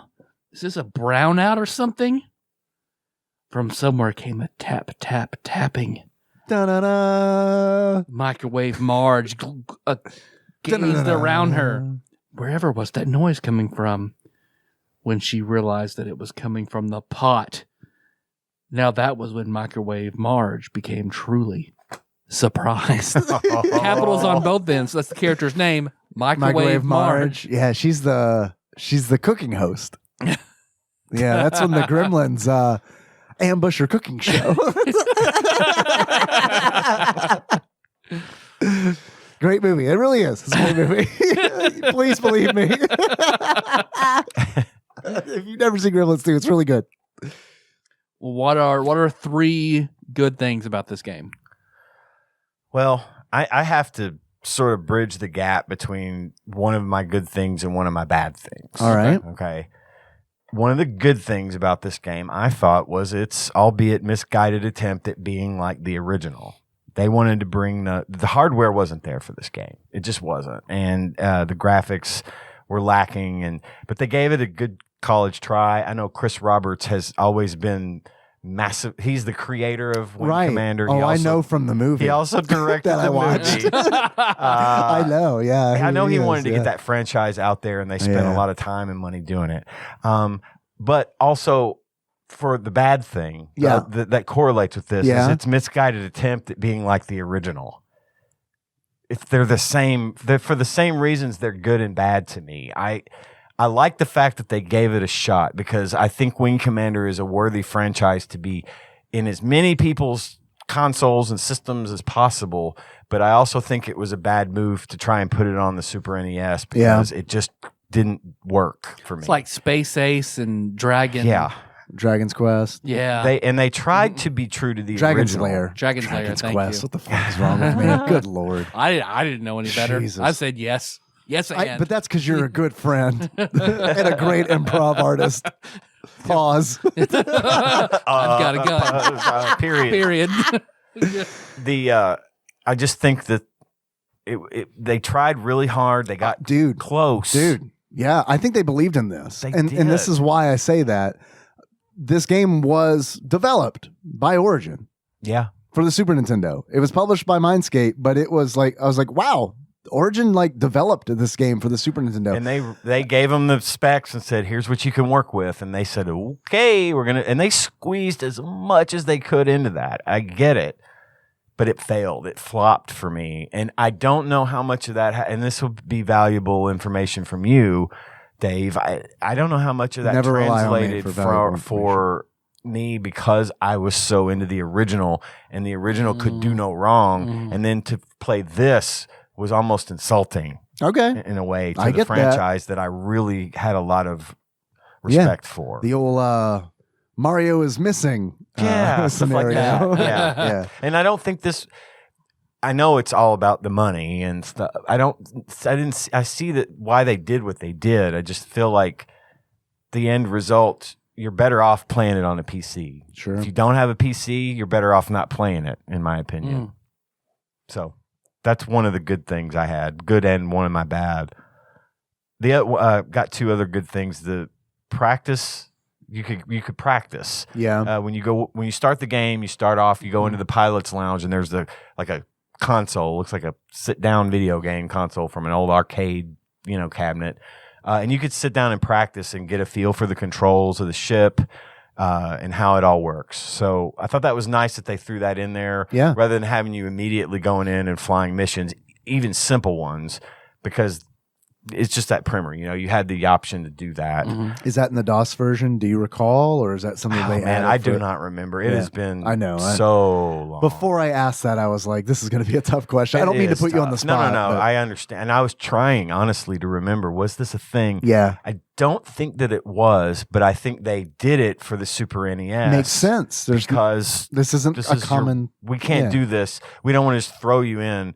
So sit down and practice. Right. Which I liked that. I liked that they put that in there. Yeah. And then my last thing really was kind of hard to squeeze out. I thought the marketing campaign, the marketing stuff you showed us in the Discord channel that they really marketed the shit out of these games, whether it be for PC or Super NES or whatever. They really tried to get it out there, and the marketing that they had was really cool. Yeah. And I could see how that would work on somebody. There was a Nestor comic on there. Yeah, from Nintendo Power. Nintendo Power, which is super impressive for it to make that cut. Yeah, it really is. Money probably wasn't involved at all.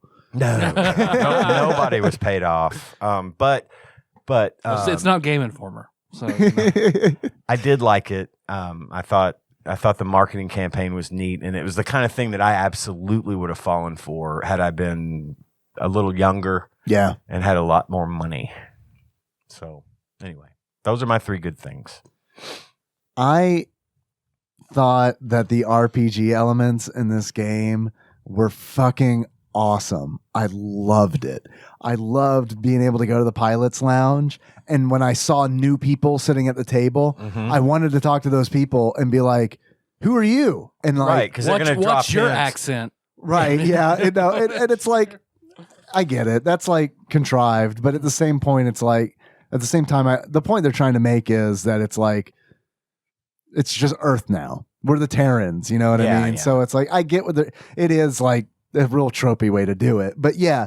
You see the high scoreboard. You can always check to see who has the most kills. So you want to meet those other pilots. Right. All their call signs. Right. Exactly. And so I thought it was really cool when I'm like talking to somebody and I do make that connection because in the pilot's lounge, like you said, there's a scoreboard where you can see how many Kilrathi they've killed. And you're on that list too. Mm-hmm. And it's like, so there's like this little competition going on. Well, and also I thought it was neat that the pilots would give you little hints. Yeah. Like Kilrathi ships always turn left. This particular ship can't bank for shit or something. Yeah, exactly. And I got to be super annoying and point that out to Nikki when we were watching the movie. I was like, I see the Kilrathi ships are turning left in this movie. Yeah.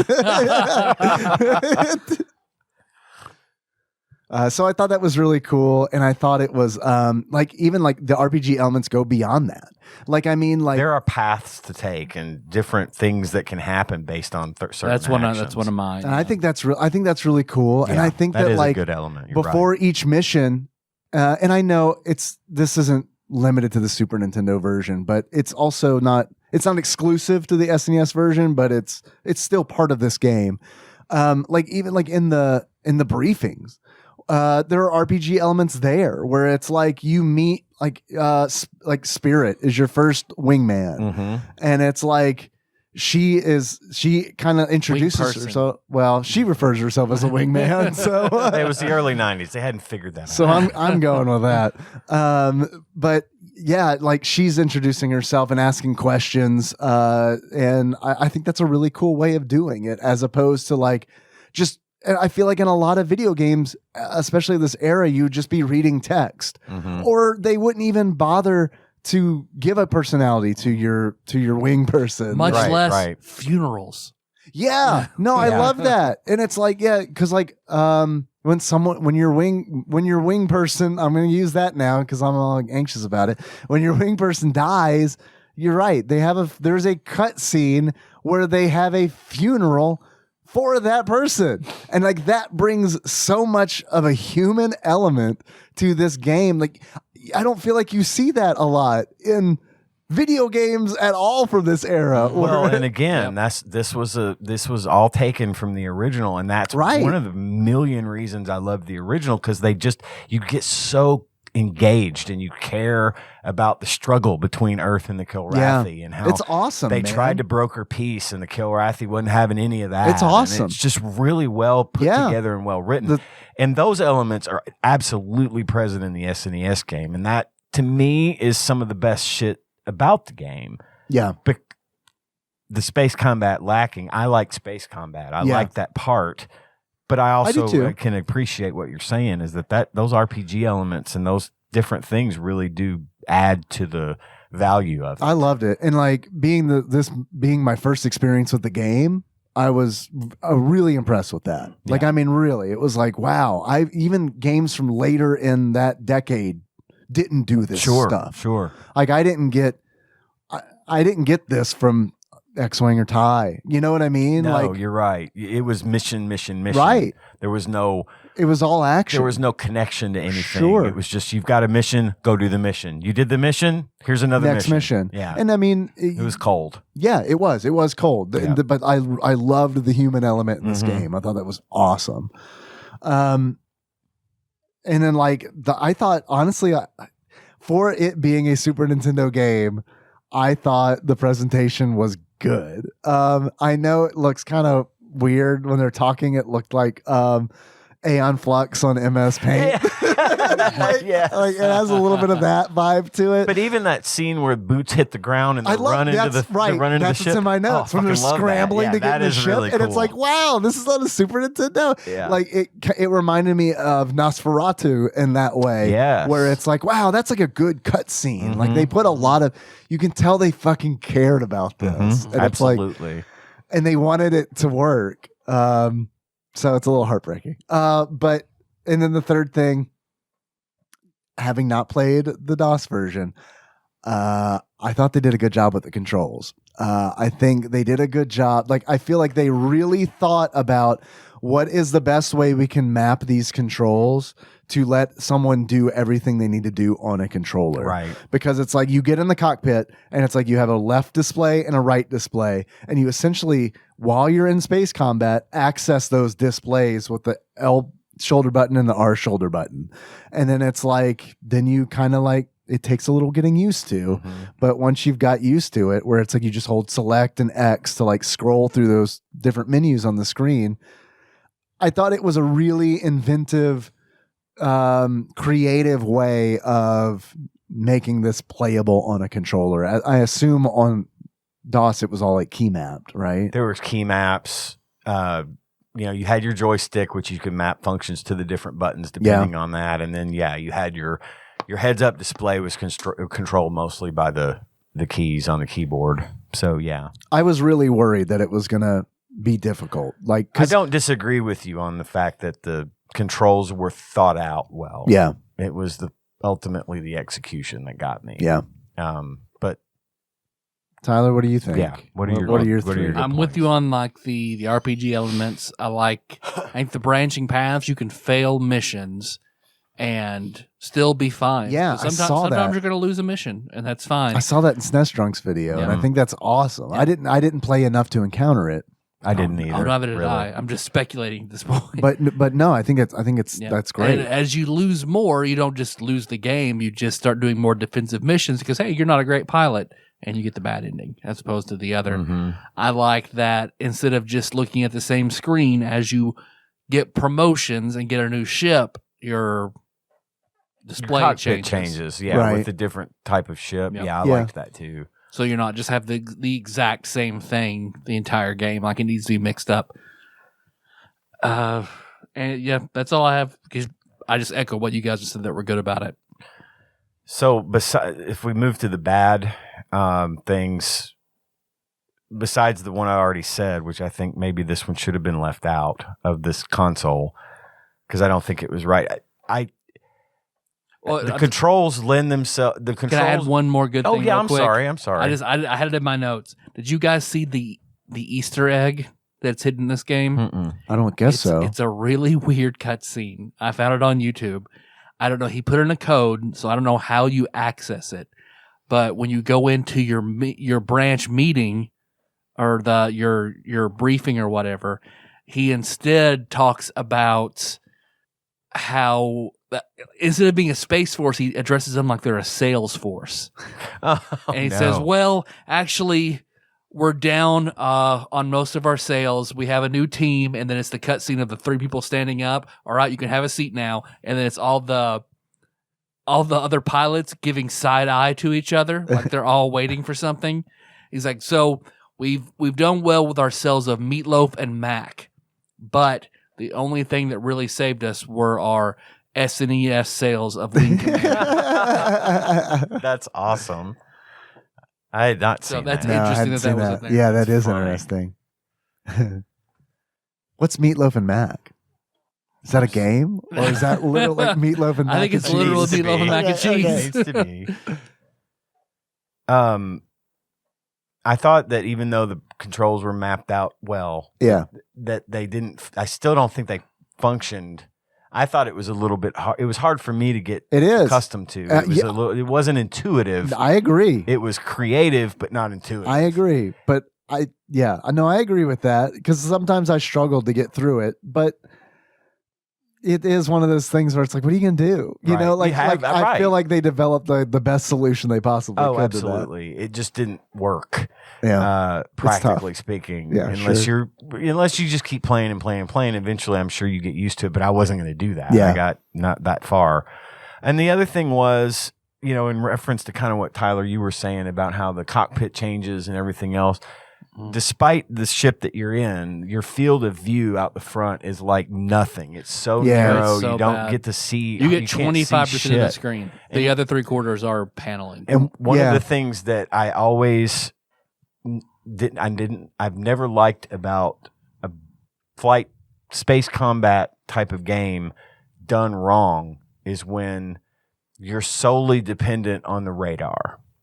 I want to be able Yeah. to look out and see a ship or be able to see it, but they move so fast and the graphics are obviously what they are and they kind of clunky and the frame rate rate's is not great. real bad. So I'm basically just staring at the radar. I don't Yes. care where I'm flying, No. but then I get hit by an asteroid because I'm looking at the radar Right. and it takes damage to the Yep. shields. The field of view Or just you needed die outright, like I or did. you just fucking die, right? And I the field of view was a problem for me because I didn't get that feeling when I was playing on PC. I was gonna ask, is it? It's similar, okay. but for some reason it felt less Maybe the resolution intrusive. could possibly It's be. very likely the resolution and not necessarily the narrow field of view, but Sure. the fact that there was such low res right. going on in that. Probably. And it was impossible to distinguish a ship coming at you from like quasar Oh yeah. off in the distance oh yeah. or a no, you it's know. impossible to say. Tell what anything is. And so the radar was just I just looking at where's the red dot, fly to the red dot in middle, fire. Yeah.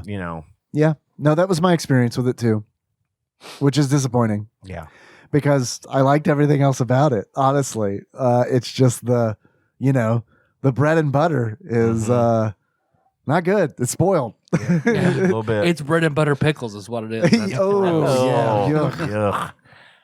Yeah. That was my bad. Now, that's the only bad I have, honestly, Mm. is that the actual gameplay is not fun. Right. It's not, and Yeah. because it's very difficult to tell what anything is. The dog fighting is rough because the frame rate is so bad. I mean, it is like if you're flying at one another, fucking forget about it. Yeah. Like they're gonna destroy you because it's like they are on you and then you can't hit them because it's like, oh, I saw one frame of them flying up. Yeah. And it's like, I guess I better chase them. And it's rough. It is rough. And it honestly, I mean this, it honestly breaks my heart because I can tell that they really, really wanted this to work. I know it. They like took it upon themselves to develop it themselves. They didn't like farm it out to somebody else to do. And man, they should have just bailed on it. Because my 3 things were just obtuse, confusing, hard, the display. So, but let me condense all that into my 4 runs at this game. Okay. I only had 4, and I put it down, and I watched videos. Okay. Mm-hmm. My first run, I go through, I talk to all the people, I do all the things. Okay, cool. Briefing, do this. Okay, go. Launch out the ship. I just go. And nothing happens. Yeah. And I sort of speed up. Nothing happens. I go left. I go right. Nothing happens. Yes. Up and down. Nothing happens. Yes. I might see my co-pilot fly by every now and then. I shoot her once. She goes, hey, don't do that, please. Yeah. Okay. Now I know it's you. Until I run out of fuel. And that was it. First run, I was like, what the fuck? This sucks. Yes. All right, reset. Go in. I'm playing again. This time I see like the distance to nav 1, whatever. So then I can kind of maneuver until I see the numbers start going down. Oh, I'm doing something. Okay, now maybe I can actually do something and not just get lost in space and die.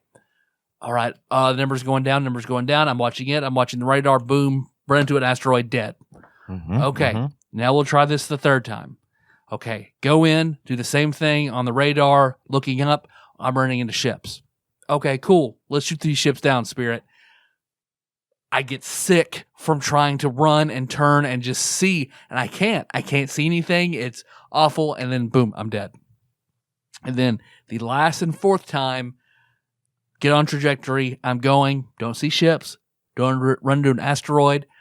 I get to what I imagine the first station is, and I just bump into it. And that's all that happens. Yeah. I shoot at it. I kind of go around. There are these big things floating around. I go up to them. Nothing happens. Run out of fuel. Game, just turn it off. So I'm sorry you had that experience. Yeah. That sounds awful. This is definitely one of those games that requires you to read the instruction manual before you play it. Yep. Like that's you have because like I read the instruction manual before I played it. SNES Drunk even says, yeah, like, gotta read this. And like while I was doing it, I was like, yeah, I'm glad I'm reading this because like, holy shit, like I wouldn't know how to do any of this. And it goes back to what you were saying, Ian, about like, while, you know, the controls are not intuitive. Like, and it's like, and that first mission is long and boring. Mm-hmm. And Great way to open a game. Long and boring. But they do it for a reason. You're supposed to follow along in the instruction manual to learn how to play the game because they detail what you're supposed to do on that first mission in the manual. Should they do it in the game? Yeah, they definitely should. Yep. Did they do Should that? Spirit just say shit as you play? Yep. Yeah. Yep. Hell, Slippy does that. Yep. But the Spirit can do that. Had they thought about that in 1989? No, they had not. So, I mean, I think that's just the reality of it. I think we talk about this a lot, but I think that games, especially from the early 90s, just assume that you were going to read that manual. Yep. They just assumed that you were going to do it. In-game tutorials were like, I'm not saying they were non-existent, but like there wasn't a lot of room for a whole lot of tutorial. So that does suck. That does suck that you do have to read the boring because it is not a fun read. And it is kind of long for a manual. And so that sucks. Yep. That does suck. Where did this game either lose it or run away with it? It lost it for me the instant I started playing the simulator in the pilot's lounge. I thought, this is not happening. I'm not going to like this. I was right. It let me down. I wasn't surprised necessarily, given what I know about the SNES versus a PC. Sure. When it comes to graphics and frame rates and things. I thought maybe they would have come up with a creative way around it. I don't know what that would be. But to me, it fell flat just almost instantaneously. Yep. As soon as I discharged, you went out of the bay into space. All right. Game over. Yeah. Yeah. Yeah. I mean, it fell apart for me with in the combat. Yeah. I mean, the actual playing of the the game, that part is not fun. And it's a real shame because I wish it was. Yeah. It did make me want to play the DOS version. So, I mean, there is that. And I can't tell you how well or not well that has aged. Sure. I might play it now and be like, what the fuck? I doubt. But I'm not gonna, so I'm going to stick with my pleasant memories. Sure. No, I think that's smart. Yeah. But even if it's like 50% better, I guarantee you it's better than this. Then it's going to be good. Because, I mean, I feel like this was close. I really do. I feel like this was a big swing. And it just didn't connect. But like, if it had, then this could have been. I get it. I get why they did this. I do because it's a big deal. And you know, they put one out for the Game Boy Advance. Yeah, I read about that. I played it a little bit. You did good. I meant to, but I didn't. And it was a lot better. Yeah, obviously because despite the fact this is a Game Boy, the thing could process good graphics. Yeah, sure. It's like 10 years later, right? Pictures of people in it and things in the space. I didn't do much combat in that one, but it was definitely better on that than this. Yeah. And so they kept trying, and it got better. So, you know, it just took 10 years to catch up to what originally came out on PC hardware. And let me ask you a question. Speaking of hardware, I don't want to forget this. I'm sorry. No, you're good. Not compatible with the mouse or the Super Scope. Yeah. Yeah. Super Scope would have, honestly, it would have been impossible with either anyway. It would have been nice to be compatible with the mouse because that makes sense. But holy God, I can't imagine. The frame rate is so bad that, like, if you're moving that mouse fast, it's just like, I can't even imagine. I fucked it up. I'm sorry. No, you're good. I'm just trying to remember. Ian, were there FMV cutscenes in the original Wing Commander, or did that come later in the series? I think they were in the original. Now I know that one of the iterations of it that came out after that, one of like 3 or 4, whatever, I don't remember. It was on CD, and it had full motion, like actual video clips. Okay, that's of what people. Okay, all right. Now they didn't have that in. There weren't full motion like GIFs or whatever. Were they animated like they were? Kind of, sort of. Okay. If I remember right, it was just more of a that, but it looked better. I was just curious when that kind of came on the scene. I think that, God, it's obviously so it would have been with CD-ROMs.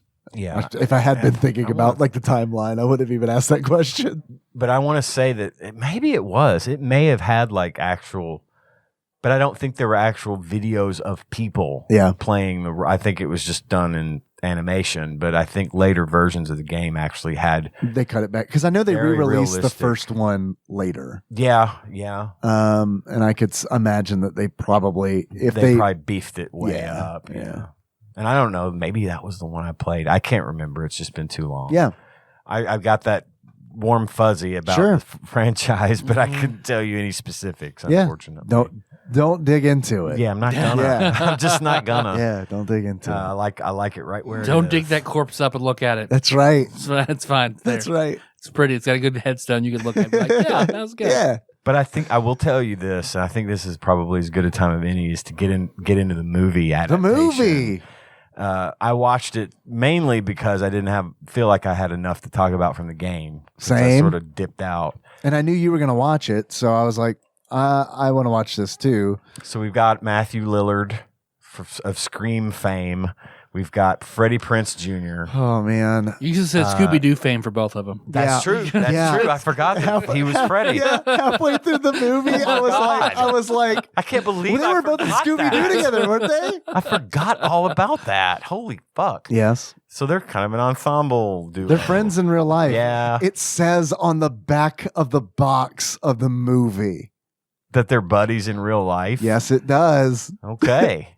Well, look, I got to tell you, there was a couple of bugaboos about Wing They Commander. spit roasted Sarah Michelle Gellar. They're buddies. I mean, there were some things, obviously. She had some cruel intentions. Hey. I hadn't seen this movie in a very long time. When did it come out? I didn't check that. Do you remember when that movie came out, or did you check? It was late. It was 1999. Okay. It was late 90s. I mean, I think I'd only seen it once before, and I went into it thinking, oh God, There were some bugaboos about it, I think. That You watched this movie twice in your life? in my life. Oh, no, Ian. Well, of course I watched it when it came out because I was into Wing Commander. But there was some uproar about, I remember this because like the ships in the movie are totally different than the ships in the game. They have the same names. They have the same names because I recognize the scimitar and the rapier and the rapier. I think the rapier didn't have like that Gatling gun on the front of it. Okay, I think I have no idea. There were some differences in the ships, in the design of the ships in the movie that got people kind of bent out of shape about it. Those that gave a fuck, and then the flight suits. They were these weird little flight suits and these little tiny red hoods that weren't even really helmets and a little monocle. Yeah. You know, they didn't have that space flight suit feel to them. And so I think that kind of was like, people were like, why the fuck wouldn't you just do the ones from the game? Considering that the creator of the game is directing the movie. of the movie. I don't know. We're out of our budget. We're about out. Just do monocles then. Just do monocles for space man. suits. Let me tell you about the budget. Nikki and I had a conversation. We didn't look into how much this movie actually cost. It was probably a pretty big budget, if I had to guess. And I think they spent 90% on it, on like the CG. Yeah. Because it's like, it is obvious. Like, and every scene is in a room about as big as this room. Like everything's all crammed together, and I get it. They're on a spaceship, and there's not a whole lot of room. But that ain't by design. You know, like that's a budget constraint because it's like, and it's like they're trying real hard to stretch any space fighting scene, which is like, again, much like the SNES game where this movie falls apart on so many different fronts, but like the space combat, you expect at least that's going to be good, right? Because that's what this fucking game series is all about. I swear, man, if you took like the CG that they did, there's probably a total of 8 minutes of it. And they fucking try to stretch that as far as possible, which means you see a little CG cartoon and then you cut to someone like a shot of like someone jerking the yoke and then like their face and then back to the cartoon for a split second and then back to the ship. And it's like, it is so like, you guys should have just done like George Lucas style 1970s models, and this would have been like so much better because it is like everything's disjointed. That no point in the movie was like, I understand what's going on in this fight. I mean, there's okay. So the story in the movie basically is that when humans first started going out into space, and then they figured out how to jump through hyperspace, sort of, so to speak, they would use jump points that were discovered by what was known as the Pilgrims. And the Pilgrims had gone off into space, and they were these sort of over time they became sort of this advanced race of humans that could navigate complex spatial coordinates and, you know, jump over quasars and shit to get through space, and ultimately fell into the belief that they were better than humans. And so there was this whole big row about it where basically humans and the Pilgrims just hated each other now. And Freddie Prinze Jr. happens to be the rare product of the Pilgrim human. He's the half elf. He's a halfling. Because the Pilgrims are definitely high elves. Yeah. I mean, they're like, because like they even like say like in the movie that like they want to like disappear to their homeland or something. It's like, okay, those are the high elves in this story. And so the Kilrathi have taken over the Pegasus, one of the main ships, and they stole their navigational computer. So now they know how to get to Earth. And so there's this race against time to try and get at least some of the fleet back to Earth to be able to defend it. Because why would you leave ships in orbit on Earth to defend Earth, right? That doesn't make send them all. We're fine. One's good. One's fine. One's good. They had the one ship there that they were trying to get these messages back. So anyway, it just basically comes down to this fight between the Kilrathi and the humans. It was a short movie. Not short enough. It just sort of, they put the wrong focus on the wrong things. I agree with you. Wrong and fastest on the wrong syllable. Thank you. I can tell you this much. I watched it and I didn't hate it as much as I thought I would. Yeah. I was like, it's okay. It was fine. When it wasn't ended- great, but it was okay. When it ended, the impression I got was this was a great made-for-TV movie. It would have been. Yeah. And again, we mentioned this. This was Wing Commander when it came out in the theaters. Was the movie that had the trailer for the Phantom Menace in front of it. That was the and big so draw. People, Wing Commander actually made a lot of money in the box office because people bought tickets, went in, saw the trailer for Phantom Menace, and then left. It didn't make its money back. I know didn't make its money back, but it made more than it would bombed. have if it hadn't have had Phantom Menace trailer in front of it. It was a bomb for sure. But man, I really didn't like Freddie Prinze Jr. In high school. Me neither. I had a girlfriend, loved him, so of course I hated him. Mm-hmm. But then when I was watching this movie, I felt really vindicated because I was like, he's really bad. He's really bad. There's a scene in the movie that's supposed to be touching where Angel ejects out of her ship and he's like supposed to be like sad about it. Yeah, because he can't. Okay, Angel has to eject from her ship, and she's floating in her life pod. She's got an hour of air. It's so stupid. And the fleet is engaged with the Kilrathi, so they can't send anyone. She's to like, come you gotta get her. go. And You gotta go. He's supposed to leave to take special coordinates back to Earth because he's the only one that can get back in time because of his special pilgrim powers of calculating last minute coordinates and vectors and all this other shit. Now, dude, that they should have reshot this fucking scene. If you watch one scene from the movie, watch this because it was dude, bad. He looks so fucking. He's in this stupid costume, which is like it makes him look derpy anyway. Yeah, they but all look derpy. But dude, like there's supposed to be this like really serious, like emotionally impactful scene, and he looks so stupid. Nikki and I both burst out laughing when he puts his hand on the cockpit glass and looks at it for a second. He's totally fucking cross-eyed for like 2 seconds. And at no point was Chris Roberts like, cut! Don't do that. That looks very silly right now. She's dying.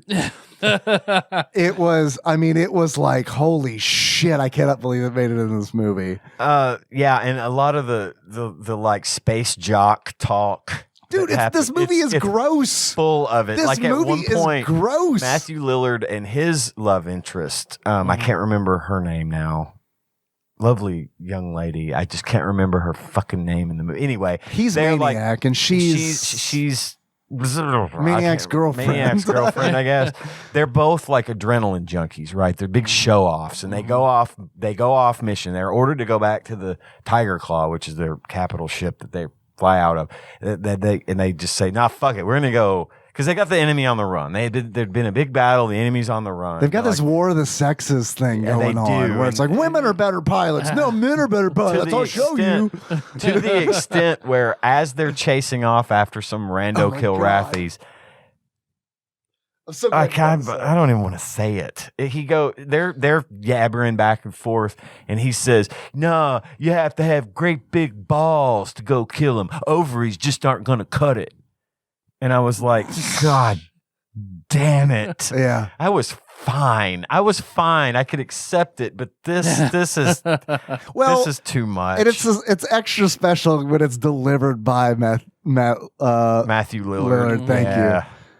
Okay, because it's hard to take him fucking seriously anyway. No, absolutely. Even when his girlfriend, and spoilers because I don't give a shit. No one does. She crashes her fucking ship on the runway, and it doesn't make it through the protective force field, so they can't get her. And of course, he's already made it in, and he's screaming, "Oh God, go! I'm gonna go get her." That went on way too long. It did, and then they pushed the wreckage of her ship off of the deck, which is. I saw that and I was like, how is the game creator the director of this movie? In the video game, they have a fucking military funeral. They honor this pilot. And in this movie, they're like, push her off the fucking deck.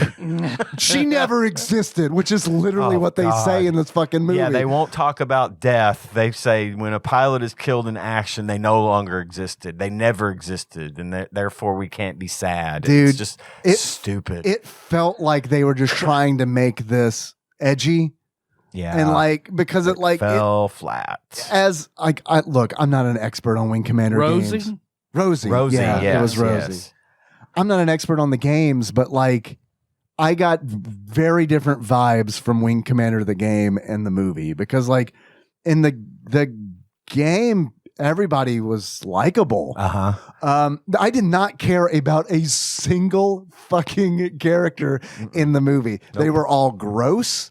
They were all like, a good character should have flaws, but like they didn't have good traits. No, they really didn't. I mean, it was just like nobody in that movie was likable. No, except for the French dude Taggart, who is Scottish in the game, right? I think so. Again, yeah, he was. It's like you made this game. Why the French guy?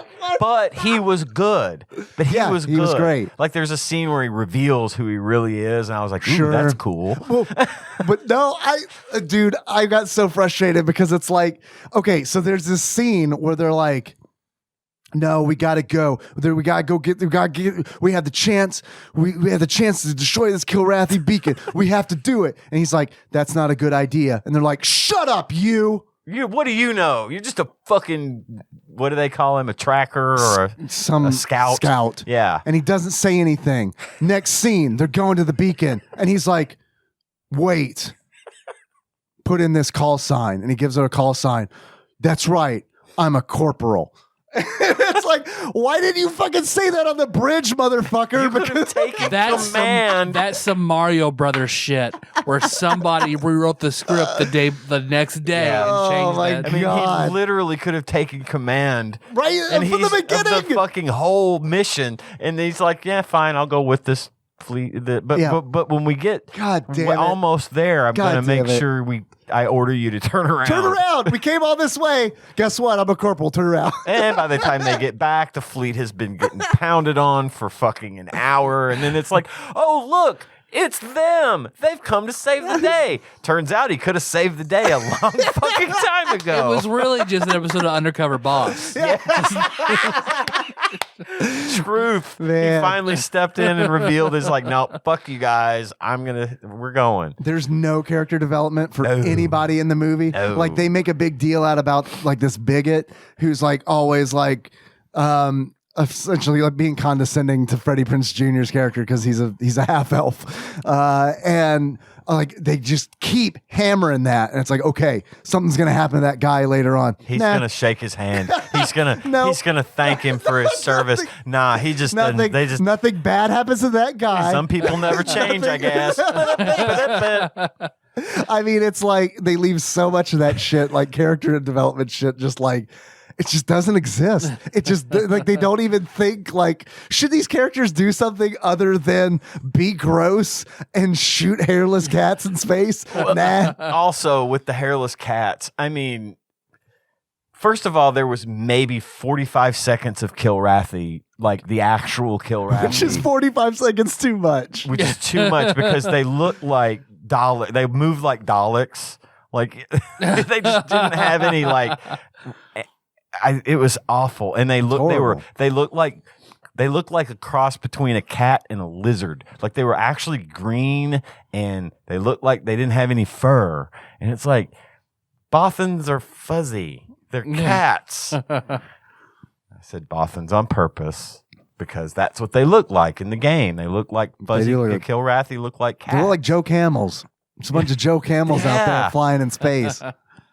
It was. It's bad. It's a bad movie. It's a bad movie. I didn't like come out of it going, "Oh my god!" But it's real bad. It is real bad. But for a movie that came out in a theater, it's a bad one. But I felt less bad about it than I thought I would. So maybe I just had the bar set so low. I don't know. Maybe it was bad. You're right. If this was like a sci-fi made for TV movie, Oh, it'd be fine. it's fine. Yeah. But it's a different. This it's came a different, after Sharknado. Fine. it's a different scale, you know. When you're like, this is a good enough movie, I'm going to put it in the theater. Then you're like, you got to judge it by a different criteria, Yeah. and it does not fucking measure up. So it goes hand in hand with the SNES version of this I agree. game.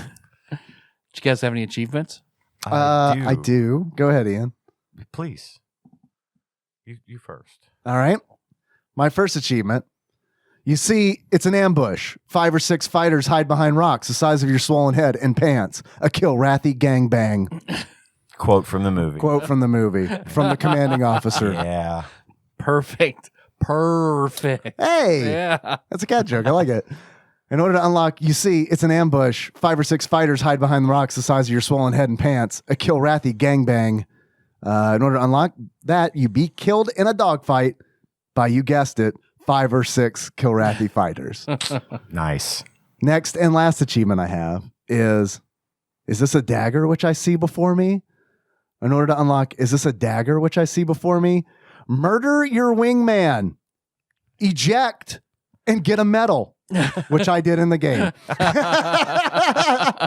Because you can kill your own wingman, which I did on accident because he flew in front of me. I'm engaged with a Kilrathi ship, and he's like fucking Falco Lombardi. I'm on this shit. And it's like, no, I can shoot around you. The problem is maybe a resolution issue. Because, like, I swear to you, I'm not hitting him, but the game is like, you're definitely hitting him. Oh, you were leading your shots. He blows up, and then I get sad about it. I'm like, I want to restart. So I eject. There's a cool cutscene of me floating in space. And then the next scene is the commanding officer of the ship being like, you're going to get a Golden Sun medal for ejecting and surviving. But no, you can only get this medal once. And so then there's a back-to-back, like, a funeral for the guy I just killed, and then me getting a medal. It's all in the timing. I had a few. What you got? Curiosity did not kill the cat. Hey, I like that. That's when you die on your first mission. Okay. I'm sorry, John. And to get I'm sorry, John, allow your wingman to be killed by the Kilrathi. Okay. And then the cat's in the cradle. And to get the cat's in the cradle, accidentally shoot down your wingman. Okay. All of these things happen for me. All right, I've got 5. The first one, again, like we all did, white privilege, kill your wingman, eject, get a medal. Danger Will Robinson, get lost in space, run out of fuel. And that's just it. Okay. Cylons, kill all of the co-pilots. Kill your whole wing. And Ween Commander. Watch a porn parody of this. It Oh, I thought probably you were saying exists. listen to Ween while playing Ween Commander. All right. I double named. Was you don't even get their quickening. Kill all your wingmates. So, Nice. Red Wing Commander, have sex when you're on your period playing this game. Also a Kilrathi gangbang. Man, we bust out laughing with literally, they say Kilrathi gangbang. Nikki and I were both like, do they know what that means even? well, that's still a thing in the 27th century. That's another thing that's great about movies like this, where it's like, this is set 600 years in the future. Man, those are some fucking sweet CRTs you got. Yeah. Well, it's like an alien. Alien. They're still I was topping into. literally going to say that. Yeah. Because in Prometheus, they've got fucking holograms. And Right. shit. But in Alien, we went back to the CRTs. No, we like this. We like that nostalgic shit. Look, I get it. Got a couple of them myself. Yeah. Just weird to outfit your whole military with them, that's all. They're so heavy. Would this be a rent or a buy for you gentlemen? Rent. Yeah. Yeah. Yeah. I would be afraid that I would have fallen for the marketing and bought it and Yep. been really upset. Yeah. But if I knew ahead of time, maybe a rental. I could see at the time, if I were desperate for the game and did not have a PC I could have made this work. Where does it belong on TADPOG's top or full 750 list? Somewhere in the middle for me. Low middle. Low middle, I'm with you. I'd even go low middle. It's just such a shame to do it because I can really honestly, it's one of those where it's like, it really feels like they were trying. They were. They tried. They didn't make a real good game hard. though. No. And all the things I like about it are from the original. Right, You know, yeah. I'm finding out. So, what do you think Flopsy has to say about this game? You know, given what we read about some of the reviews that were given by like GameSpot and stuff back in the day, Positive. it was very highly rated. Positive, for yes. this version Yes. of this game. I'm going to say they probably went pretty high. Okay. I'm going to say It's a different time. 4 stars and uncommon. 4 stars uncommon. Okay. This is going to help on the next question. What do you think, Tyler? I think a lot of the review videos I watched, people enjoyed it. Yeah. So Same. So 3.5. I think they'll give it 3.5 stars and uncommon. Okay. So we're the outliers Yep. in saying that this is not worth your time. is not fun. for very different reasons. Yeah. Well, according to Flopsy, a.k.a. the Ultimate Nintendo Guide to the SNES Library 1991 through 1998 by Pat Contry, courtesy of Master Mold Mike, this game, Wing Commander, is a common game, which surprises me. And they gave it 4 stars. What about secret missions? Right. This episode is also about secret missions. Which More of the same. we touched Right. on it. It's just more missions, same interface. It's Yeah. just almost like an expansion pack type of thing. We're knocking out 2 games with 1 episode, but we're barely talking about secret missions Because it's and the you guys same. are fine with it. Yep. Secret missions, that is uncommon. They gave 3.5 stars. Probably because it was more of the same. Yep. And I played I didn't really play much of that at all because I had a bad experience with its predecessor. Sure. So I was like, nah, fuck it. So, with that knowledge, how much do you guys think this game goes for? If you were to buy Wing Commander for the SNES loose, how much do you think you pay for it? $15. $15? Ian, what do you think? I'll go 30. $30? Actual retail value of a Wing Commander for the Super Nintendo loose, on average, according to PriceCharting.com, is $9.70. Is it worth it? I think for you it would be. It's worth it Yeah. for me. This as is a collector. I wouldn't go out and look for it, but if I did see this at the shop or at a convention or something for $10, yeah, I'd pick it up. All right. Tyler, Yes, Dave. had a lot of fun talking about Wing Commander. Yeah, man. If you were to give this game a beard that sums up how you feel about it, what kind of beard would you give it? I would give it the beard of Robin Williams in Jumanji when he wakes up and does the meme, "What year is it?" Okay.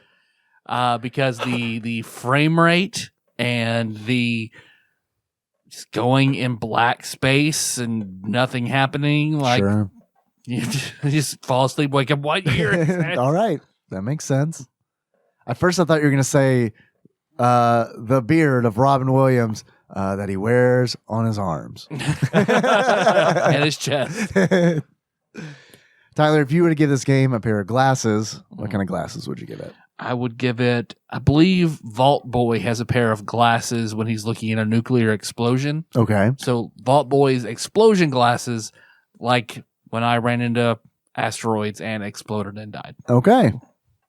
That's Wing Commander. That's it. You guys want to find out what we're playing next episode? Yeah. Or not? Well, the next episode Whenever we do a another game game episode. All right. Yep, sure thing. Let me grab All this right. batter up peripheral. Okay. Oh, man. Dusty. Man, dusty. Holy All right. shit. Plug that in. All right. Go Wild and Crazy Kid style. Please. Moving on a random direction. Say the prayer. We all love to say. Uh-huh. No whammies. No whammies. No whammies. Stop. 620. Haven't done it. Is it a W? It's a T. T. T for 2. 2 for T. Me for you. Mhm. You for me. Mhm. A Kilrathi gangbang. Is it the something? It is not. I'll give you a hint. Okay. The first word is the title of the publisher. And perhaps the developer. as well. Titus's. I'll give you another hint. Secret of the Stars. Oh, Tecmo's. Oh, yes. Tecmo's. Is it the Tecmo Bolt, Super Nintendo version of Tecmo Bolt? It is. It is. Super Tecmo Bolt. It is Tecmo Super Bowl. But wait, it gets better. Tecmo Super Bowl 2 Special Edition. We can knock out a bunch of Tecmo Super Bowl games in that episode because I think there's at least one other one. There's at least Tecmo Super Bowl 1, and my guess is there's probably a 2 that's not a special edition. And then a special edition. And there might be a third. Who knows? Yep. So let's knock them Hopefully, all out. hopefully you get Sounds good. 4 for the price of 1 Yeah. on this one. Yeah, I that's think that maybe the 28th of April. I think that's when Nicole can't make it. So that might be when That's we do probably that. when we do Okay. that. Well, and I'm not terribly upset about this because Tecmo makes pretty good. I liked the original Tecmo. I like the original Tecmo Bowl. So, Yeah, this might be might be okay. we'll see. We'll find out. Yep. We're going to take a break before we go to the community corner. Yeah. Yes, let's. All right.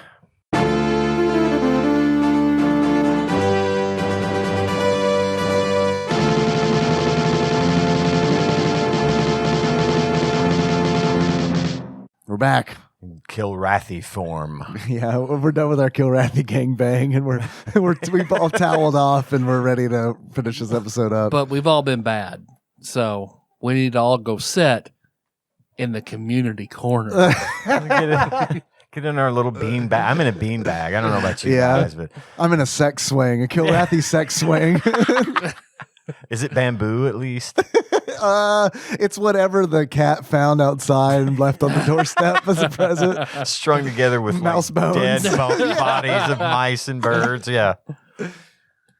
Hey, I meant to ask you this when we were in our video game section, but were pilgrims in the video games at all? I don't think They so. felt like a contrived thing. I don't think I didn't remember that in the game. All right. I feel like that would have been pretty important, but Just curious. time may have eroded that memory. I don't know. Oh, and Mark Hamill was in the movie. Did you know that? When? He has a cameo as Merlin, the computer. Oh God, he was the voice of Merlin. He was the voice of Merlin. Oh, I did not. I'm usually pretty good at picking out his voice. Oh, dude, it's so like modulated. It's fucking crazy. You like, dude, when I saw a video after the fact saying, I was like, that's Luke. That was fucking Luke Skywalker.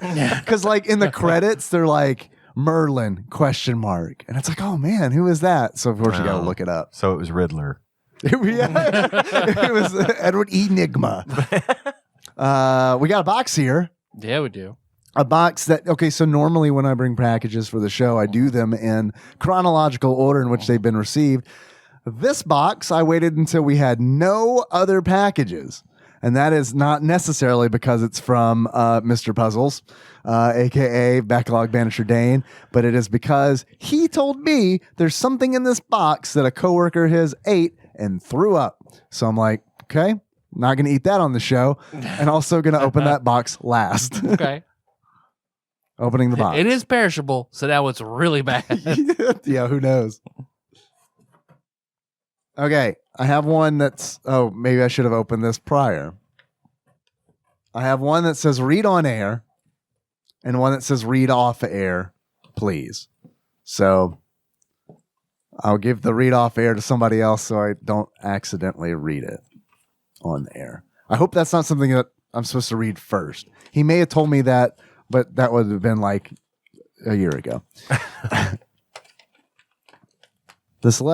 This read on air letter says Tyrone, Dave, and Ian. So I've been sitting on much of this package for 6 months. Uh-oh. It's going to smell good too. Because I, much like Tyrone, don't go to post offices. Hopefully. I still need to send Chris that fucking thing. Do it. I Then need do to. it. Do the thing. I hate to give it to you, Ian, to go do it because you said you would. I will. Do the thing. and send Christian Bard his pig mask from Yes. the Piggy Palace. Yes. Make it so. The famous Wing Commander line. Dave, Make it so, Mr. Spock. Make it so, Han Solo. That's a pretty good like Ted Lasso top resort. Make it so, Han Solo. Let's see. Dane continues. Hopefully this time I have followed through because I just added more shit to this pile and it does have a shelf life. All right. It's just that. I promise there's no Mr. Puzzles bullshit this time around. Just a series of gifts from a friend. Reading that aloud probably sounds more ominous than intended. Let me try again. No, really, it's from a friend. Let me try again. It's snacks and shit. Okay. The gift portion of the box is a random assortment of relics from my misspent youth. Read trash. And presents I've made for you. Again, no Mr. Puzzle shit. Though one of the gifts did originate from a dumpster in honor of the holy dumpster diver. One is poisoned. Yes. There may also be, by the time you reach this point in the letter, the poison has already seeped into your pores. Ah, shit. There may also be a second letter intended to be read off air if I was brave enough to print it out. Oh, Lord. It's a personal thank you for doing I what you do. skimmed it because I was like, I will read this. And I skimmed like, no, we won't read it. Okay. It's a personal thank you for doing what you do. And in no way will reading it fail the puzzle and incur consequences. All right. Here we go. Snacks. And then we have a list of the things that are in here. So maybe we should get into the package first and then check the inventory list and see what it actually is. All right, here we go. Does this mean anything to you? Could you pass this? Or maybe it means something to you, Ian. Hellfiend? Hellview. Hellview. CKY. Can't kill yourself. It's a Oh, probably not allowed to say that. Is that the butternut? No. Butternut. No. Tyler, that is for you. First item for Tyrone. Because I do like that. I gift the double-sided 45 of CKY's 96 Quite Bitter Beings and Escape from Hellview. That's very cool. I purchased in college. This has lived its life as a display piece, as I have never owned a fully functional record player. May it bring you as much joy collecting dust on a shelf as it has for me these last 12 years. I bought so. Mother 2 and Cowboy Bebop soundtracks without having a record player, so I get that. I own vinyl albums as well. They were my dad's, but I don't own a record player. I don't know. This is probably just packing, but it's a cool acrylic The COVID rectangle. protector with holes in it? Now with holes. now with more breathable air holes. I have some Albanese World's Best fat-free, gluten-free, low-sodium 12-flavor gummy bears. Those seem terrible. I don't know. Well, I guess most gummy bears. They're are probably for fat-free, us to try. We gluten-free, could try but those. I read all World's the best. bad things on it. Yeah, they're the world's best. Round here, we refer to it as WB. It stands for what we believe. We believe you deserve the world's best gummies using the world's best ingredients made by the world's best people. By it's gum. just that simple. Open a bag and share in our passion. I want gluten maximized gummy bears. I want it to be like a baguette gummy. Let's see. Dane says, Albanese gummy bears. If you have never had this brand of gummy bears, I want you to know they are the best. All right, I'll take the fucking Eat- Pepsi challenge. Eat for that. them one at a time, he says. You're not my supervisor. I One at know a you're time. grown-ass men, and grown-ass men eat gummy bears by the fistful, but trust me, one at a time. You'll understand soon. I don't know if that's what made his coworker throw up. I don't know. Something made his coworker throw up. What do they smell like? They smell really good. Okay. Very fruit flavored. Do they smell Albanese or no? Are they all yellow? Oh no, there's some. Okay. Jerry, they smell Habanese. All right, I'm going to start with here. Yeah, I want I one can of smell them these. over here. They're very. I love me some It's a gummy bears. fruitful Pungent. aroma. Me too. Yeah, I'm gonna grab a hopefully an assortment here. I want to eat A a fistful. pungency of fructose. I have a fistful. I want to eat a fistful. I know that's how you're supposed to eat. Yeah. So your teeth bounce. Yeah. You know what's up. I do. Yeah. All right, It's like there's a bouncy castle in my starting mouth. with that color, the clear or yellow. Is it Yeah, yellow? I didn't can't get a tell. good mixture. I got like 4 of the yellow white ones. All right. Tyler's over here separating. That's them out. smart. That's a good. good idea. That's good. All right. What color are we doing first? Yellow. Okay. I guess yellow. Okay. Yellowish clear. Uh-huh. Ready to go.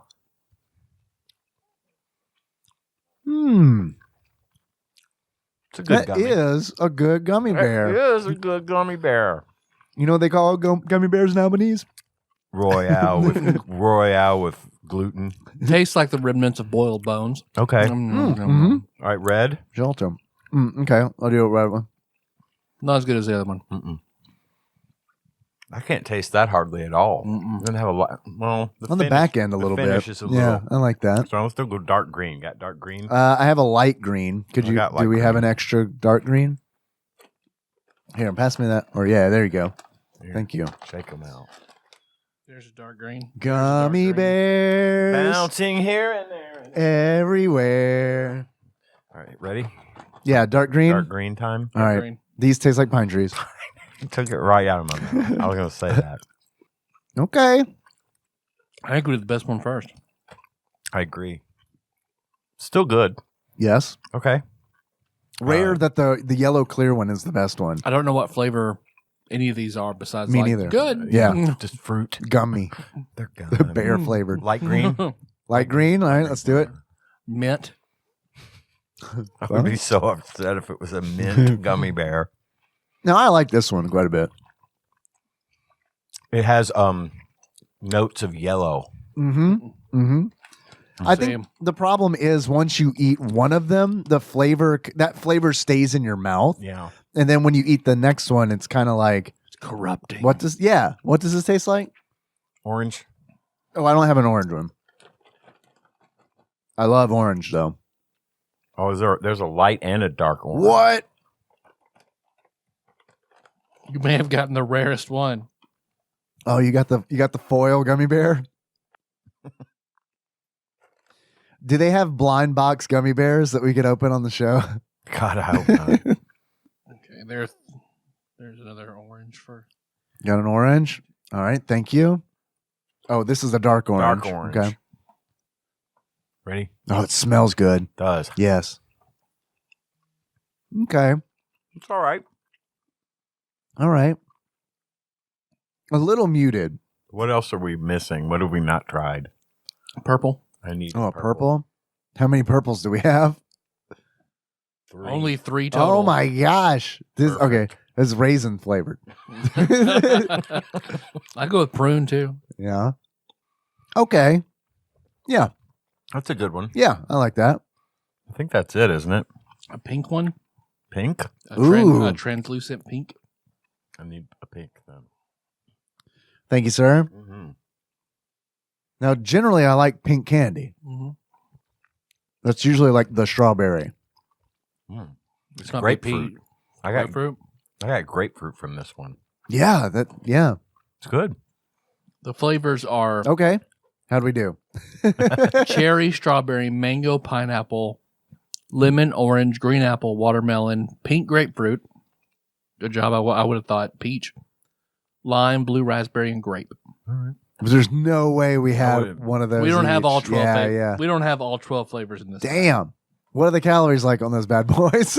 I got to put it in my fitness You pal. ate them all. For 9 pieces is 100 calories. I probably had 9. That was probably 9. Okay. Thank you for the info. I'm not going to say they were good. They were good. I don't know if they're the best. I'm sticking with Harborough. Me too. Sorry, I have to. Turbo gummy bears. are Also, Green Forest, I think it's what they're called. better. Never had those. Maybe I got the brand wrong. But these those were- are also very good. These were very good. I just like Haribo better. All right. This appears to be a lightsaber. My guess is probably for you or me, Ian. Probably. Second item. For Dave, I gift the Star Wars Lightsaber Battle TV plug and play game. All right. My friend, Big Dick Brandon, no relation, bought this when we were in high school together. Straight away, he came to my home giddy with excitement for us to play this treasure. It was so much fun that the next day when he went home, he gave the game to me with the simple instruction, I never want to see this piece of shit again. Burn it with fire. Please enjoy. Batteries not included. Okay, thank you. Backlog Banisher Dane also gifted me a game. And I think it was Slay the Spire. Thank you for that, Dane. He said it was in addition to what was in the box. Let's see what we got. A Real Ultimate Power book. Oh my God. By Robert Hamburger. They're fucking flipping out, cutting off people's heads and shit. Where is this? Let's see. Third item for you to share as you see fit. When I was in high school, the eternally debated question was posed, pirates or ninjas? Now I know when you went to high school. It was solidly on Team Ninja. A token of this time lies in wait, written by the OG Burger Top, Robert Hamburger. I give you my copy of Real Ultimate Power. May you glean many secrets of the mystical arts of the ninja from this treasured tome. I used to love this site. This was a late night Apex trip for me. Was Real Ultimate Power. This ninja grew up on a farm with horses and cows and chickens. Every day he had to feed them, even though he didn't care about them at all. But early one morning, his parents awoke to find all the animals in a huge pile burning. Quack is the name of the ninja. Sorry, Quack didn't want to feed them anymore. That's when his parents knew that he was special. And that's the end of that section. So we got that. Mm-hmm. There's a cable in here. That goes. That's probably with the lightsaber thing. The game, the burn it game. This appears to be like a card game. A fake artist goes to New York. I like the design on this. There is one fake artist hiding among the real artists. It's a drawing game that will light up every party. Let's see what he says about this. Again, for you to share, a new in shrink wrap copy of A Fake Artist Goes to New York. Do not let the MSRP fool you. So that is where is that? How much is this game? $80. Just kidding. I can't find it. Do not let the MSRP fool you into thinking me generous. I found 3 copies of this at the thrift store in Hickory, North Carolina for a pittance. Please, you'll be getting it out of my way. All right. And then we got, another Star Wars. This looks like a training droid. I wonder if that goes with your game. No, maybe, but I don't know. Let's see. Yeah, maybe. I don't see anything else in here for that. Okay, we got a awakened elder in a can. Warning, this product contains nicotine. Gonna go ahead and stop touching that. I believe that's probably for you, Ian. 6th item, he says, and last but not least, for our great sage and preeminent wizened badass, a wise man once said, if you want to smoke, don't. But if you really want to smoke, seriously, fucking don't. Good advice. I didn't listen well as a kid either, but in the immortal words of Shakespeare, if I'm going to do something stupid, I may as well look smart doing it. Here you go, Ian. Oh, shit. I have crafted for you, Ian, with my own hands from briar wood, a tobacco pipe. I hope will be to your liking. Dude. God damn. This is fucking great. Yeah, that looks great. I was looking at getting another pipe, and now I don't have. This is awesome, dude. A pipe which speaks of its owner. A pipe that says, I've seen things. I've done shit. I use air quotes incorrectly. I ate pussy until I vomited. Yeah. Then, God damn it, I asked for seconds. Dude. I've also included a tin of my favorite blend, Awakened Elder. I promise it's a totally different beast from anything that comes in a carton, but don't inhale. Never. In the mouth, out the nose, no lung action. Nope. Anecdote, that's like same for cigars. I've never smoked a pipe, but cigars I've done. Cigars work. You're not supposed to inhale. Anecdotally, switching to a pipe is how I quit smoking. It's a longer experience. You're not going as fast hit as nicotine. And while I won't say it is healthier, I felt noticeably less terrible smoking a pipe. Also, she's a virgin. Break her in slow and keep Shmeeing away from her. He's a dick. Nice. Thank you. That's amazing. Really, that great is really, really cool. Yeah, pipe is on my list of things because I am trying to cut back on my smokes, but my pipe was not having it. So I'm into this. Thank you so much. I cannot tell you how grateful I am for this. It's beautiful pipe. It is. He made it. It's very. Yeah, he made it. He made that. That looks great. I can't believe it. That's very special. I'll treasure it forever. I promise. We got some more snacks as well. Snacks. He says many of these were purchased from an Asian market about 90 minutes from my home. Unfortunately, they had a little in the way of foreign chocolate this time around, but I found some things on display which I send for your enjoyment. 0. Sweet basil lays from Thailand. Dave, I noticed you admiring my chips on Discord. So here's a bag to share. Sorry, but apparently Thailand doesn't do party-sized bags. This is like a single serving, like you put it in your child's. They're not a morbidly obese country. They're famous for something else. I'm going to Thailand for a thing. Don't ask questions. They smell good. They smell pretty They good. smell good. Yeah, I think this is going to be a good one. This does sound good. They're ridged. Oh, does it smell like a fucking Dog food. dog food or a dirty diaper? Finally. Finally, we got one that didn't.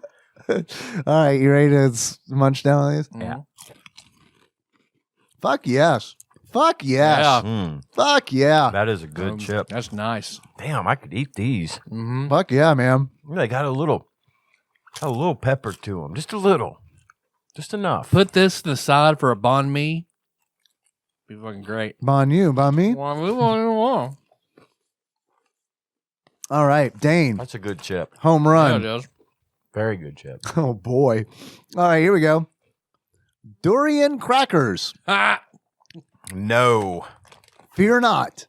These crackers contain only the bare minimum required by law to be able to label them as durian anything. This is for people who want to claim to have tasted durian, but not vomit when slicing it. So I will try one of these. Who else's game? Yeah, I know fuck Tyler's yeah. game. I don't feel that I am. Okay. But I am going to continue munching on these other chips because damn. They're individually packaged. If you could pass one of those to Tyler, please. I reserve the right to nope out if I smell it. Mm-hmm.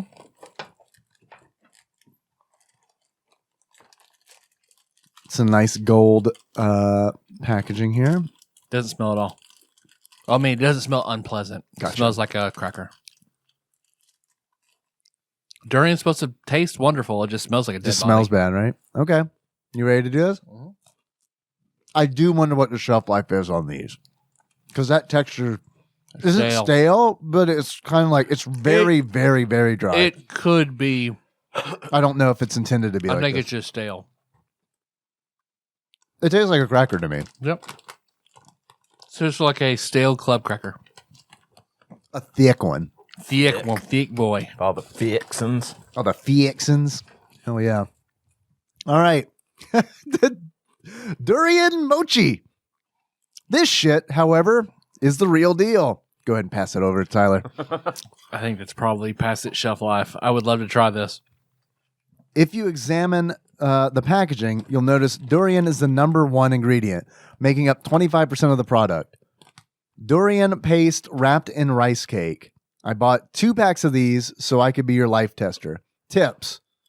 You're going to want You're going to want a Ziploc to store these in after you open the pack. And storing them in the fridge isn't a bad idea. Eat that fucker whole. You don't want to half-ass this snack. Also, I will say from experience that eating these after spicy shit masks the good flavor. Not all of the flavor, just the good part. I know Tyrone has mentioned wanting to try durian. This is the easiest way I can facilitate that. Follow your hearts, boys. And Tyler, I'm sorry if that, I don't know if there's a shelf life listed on there. I'm sorry. I'm going to do some research on it and then take it to work, and Casey and I will report back. Okay. Hopefully you can still eat it. I feel bad now that I waited so long. I did buy a durian fruit at Jungle Gyms last time we were in Cincinnati. Put it in my car, forgot about it, rotted, so I throw it away. How do you tell if it's bad or not? Just smells Exactly. like another dead throw body. it away. Let's see. We have also got shrimp flavored seaweed crisps. Go ahead right, and you pass that those over down here. to Tyler. Those are all you, brother. My cousin told me these are an acquired taste. I think the plain ones taste like sadness. Hopefully the powdered shrimp improves their palatability. I will not be partaking in those. Seaweed I'm okay with. Shrimp Shrimp flavored things? No. Looks like a strip of nori. Mm-hmm. Just going for it. Nope. No. Nope. Not good. Not good. Do not like. What did it smell like? Not terrible. It just tastes vaguely like an aquarium that needs to be changed. Oh, fun. Can I smell it? Nah. I mean, it doesn't smell like super gross, but it does. It smells like fish food. Yeah. It's kind of crispy and crunchy like fish food. I feel like we've had snacks before that we've said, this was probably fish food they repackaged. That is definitely the closest thing to fish food, because it's like the square had a very light, crunchy texture. Like I would heard imagine. you, yeah, when you were munching down on that bad boy. All right, well, thank you for trying that for us. We also have random assorted gummies. These are just tasty, nothing food challenge about them. Eat at your leisure. Share with your kids. Cool. There you go. And then we have what looks to be like maybe some 3D printed white blocks, or probably made for shipping or something. I don't know. Or it's a puzzle. Is this part of the puzzle? Should we take all the pieces that we can't identify and put them together? And that is it. What a lovely, lovely package, Dane. So Thank you. cool. Very, Thank you. very, very cool. Thank you so much. Let me look over this letter, just make sure I'm not missing anything. Oh. Mystery solved. It's magic. You know. Fifth item, an ATX PC test bench of my own design. Some assembly required. Silicon will eventually come down in price, and PC building will one day be a possibility. This makes test running a new build easy before you cram it into a case and discover something doesn't work right. Alternatively, it'll save you $100+ on a computer case. I made this out of trash at work. Literally, this was in a dumpster. You're welcome. So there's that. There's that. And there's one more piece that I'm going to have to find. It's 'Cause probably it's buried under the other things. It's probably the clear plastic thing. Oh, it's probably the lightsaber? All right. No, the I know. I'm kidding. Yeah, I'll have to find the clear plastic thing. Okay. It's around here somewhere. Yeah. There we go. The COVID holes. There you go. This is a Riddler style, the Batman puzzle. yeah. Okay, Yep. so it's got the ATX, The rat's on the inside. the ATX motherboard mounts, and It's stuff. the I see holes it. you I don't see see that we shine light through. All right. Let me check through this thing, make sure I didn't miss any other ones, because I totally did them out of order. I hope everyone enjoys the gifts. And Dave, if you feel like you got the shit end of the stick with the gifts, slay the spire. There you go. Thank you for reminding me what the game was. And I didn't, honestly, anyway. I thought this was a great package. Really great package. This is fantastic. I love you guys. Mr. L. Dane Puzzles, Esquire.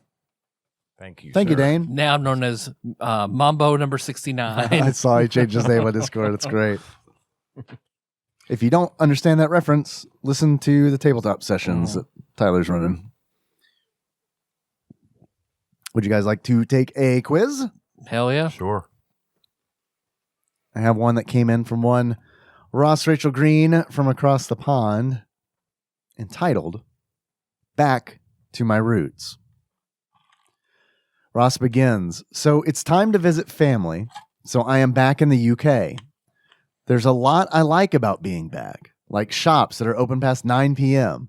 and next day Amazon deliveries, and things I don't like having to remember to lock my car and wondering if that person in front of me is going to stab my eyes out. Long story short, I wonder if I prefer safety or convenience in life. Also, my mother's internet connection is dog shit, so that's not helping. So we are now on 30 through 21 of the DC list, which is probably Dreamcast, right? Yeah. Not DC characters, which I'd probably also do Or poorly DC on. sniper victims. Ooh, yeah, probably not. I'd do horrible. Come on, at that. Ross. It's a very off color for you to do that.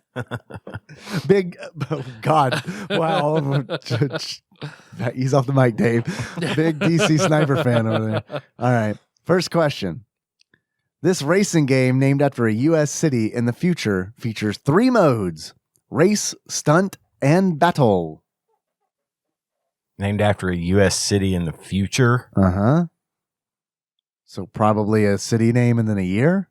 Neo Tokyo 2099. Good enough for me. Was there like a Daytona in the future or Indianapolis something? 7,000. Indianapolis 7,000? Hell, Michigan, the racing game. Gary, Indiana, 4622. Lock it in. 1998. Yeah. It is San Francisco Rush 2049. I didn't want to say San Francisco for some reason. I guess it's because I remember that being at the Gaddy's that was in Draffenville. Yeah. Next question. This was Sega's attempt at a Gran Turismo beater that ultimately was not. Grim Turismo. Grim Turismo. Locking it in. It is Sega GT. The racing game where you're just frame clones of Grim just running around. Next question. Usurper Grim? Usurper Grim. Yes. Next question. But the cars are also Usurper Grim. So it's small Usurper Grims driving bigger Usurper Grims. He's like Turbo Team. But halfway through transformation. So it's just like... He's just in pain. Yeah. Just a mesh of man and machine. Next question. This was the second version of this series' third installment. The what now? This was the second version of this series' third installment. Is this Street Fighter Alpha? Street Fighter EX plus Alpha or some shit like that. Something like that. Or it was like the 3D one. I remember playing that for PlayStation. Or would it be Street Fighter 3 something? Street Fighter 3 Third Strike or Street Fighter 3 fourth Pause. ball after period. Street period Fighter period pause 3. Locking it in. It is. Come on, why is the button not working? Come on, man. Well, that one's not working. I don't know why. We'll never know. So that's a given. So we were right. We were right. Next question. This arcade racing sim was once considered the best racing game ever made and featured the Ferrari F355. Ian, I'm looking. You probably know what that car is. Best racing game ever made.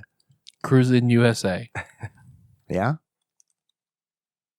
I'm good with that. Logging it in. Cruising USA. It is F355 Challenge. Never heard of it. Best racing game ever made? Never heard of it. Next question. This game is an arcade port based on NASCAR racing. Would this be NASCAR? Yep. 99? Richard Petty's dream NASCAR racing. Locking it in. It is Daytona, USA. Next question. The Ultimate Open Road Racing Championship. 16 officially licensed rally cars with 10 bonus cars. Over 80 new tracks in over 12 different countries, exclusively for the Sega Dreamcast. Sega Rally GT. Car? I mean, wasn't that a game? Something Rally GT or something. Sega Rally GT, logging it in. It is Test Drive V Rally. Got Rally. Mm-hmm. That's something. Next question. Join Ricky and Mami Makishi as they pilot the most destructive force the universe has ever known. Sega Poppin' Twin B GT. I mean, Katamari Mama.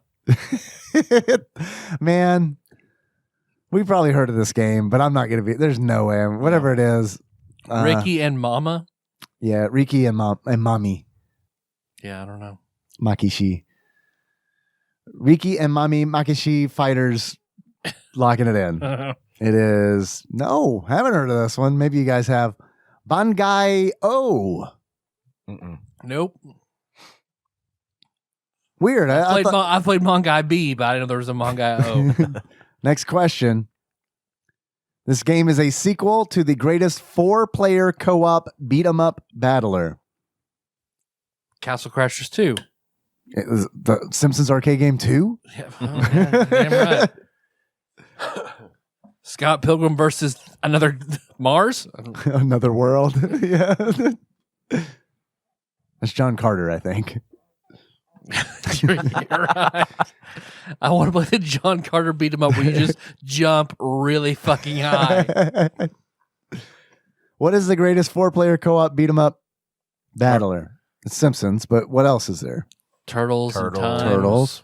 Marvel had one, I think, didn't they? Yeah, Or X-Men, they had a 4 and then a 6. It's got to be one of those. Was Turtles as big over there? Or is this just in general? I have no idea. I know in the UK it was Teenage Mutant Hero Turtles, because as we all know, ninjas have the real ultimate power. And they flip out and cut people's heads off for no reason. So back on the Dreamcast, a 4-person. I would think it's a turtle game, but I don't know of any turtle co-op battlers at all on the Dreamcast. No, but I didn't really have a Dreamcast or know much about it. Turtles, a Turtles game. Yeah. Locking it in. It is Power Stone 2. Power Stone's a Capcom joint. Okay. I played it in the arcade. It's okay. Which some people are not going to like hearing, but it's okay. Next question. This open world racing game is the prequel to Project Gotham Racing. Project Metropolis Racing. Project Metropolis Racing. I do like that. Locking it in. It is the Wayne Foundation race. Metropolis Street Racer. It is Metropolis Street Racer. Count it. We got one. Yeah. Really? Metropolis Street Racer. Wow. Okay, I win. Are these DC games? Now I wonder. Or are they just like, look, we don't have a good licensed property. However, we can use the words Metropolis. We can use the words Gotham. Nothing can be done to us. They can't touch us. Next question. This game is based on the sport where everything goes except fish hooking, according to Friends. And Friends is in all caps. Ultimate Fighting. Ultimate Fighting? Locking it in. It is Ultimate Fighting Championship. Counts. Or Calvin Ball. Well done. I'm checking to see if this was the third version of this series' third installment. That button just doesn't work. So I don't know. Our listeners probably know what it is. We don't. We got one right. Yep. Two. Two? Metropolis Racer in that one. And which one? Oh, right. Yeah, because we're counting that one. Mm-hmm. Forgot. Yep. We got two. All right. Next question. Fuck, marry, kill. Smash. Breaking wood by stamping on it against a curb. Tearing up paper into strips. Breaking an old phone that is already broken. I have not done one of those things. I haven't broken a phone that is already broken. I've done all of them. Yeah, which is best? Well, honestly, breaking a phone is kind of a pain in the ass because it leaves a huge glassy mess everywhere. Unless you're just doing it out in a parking A lot. Nokia phone. Yeah, then you're breaking your leg. Yeah, you stop on that. So I'm killing that. Okay, I'm gonna marry tearing paper into strips. It's a good feeling, isn't it? Good sound too. Yeah, and then fuck the crushing wood against the curb. I'm that guy that like when I get a candy wrapper, Yeah, I'll fold it and fold it and then tie it into as many knots as I possibly can down to the very bottom. I'm just like weird about it. So I like playing with paper is what I'm saying. I got you.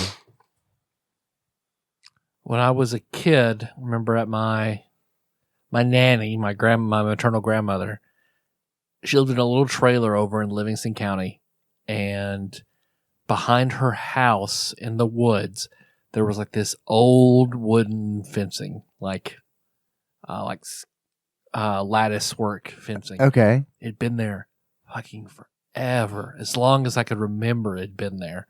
So the neighbor, who was like a year older than me, so I'd go over nannies, and then once like she had to watch her soaps or whatever, I go to the neighbors. We play Mario 3 or do whatever.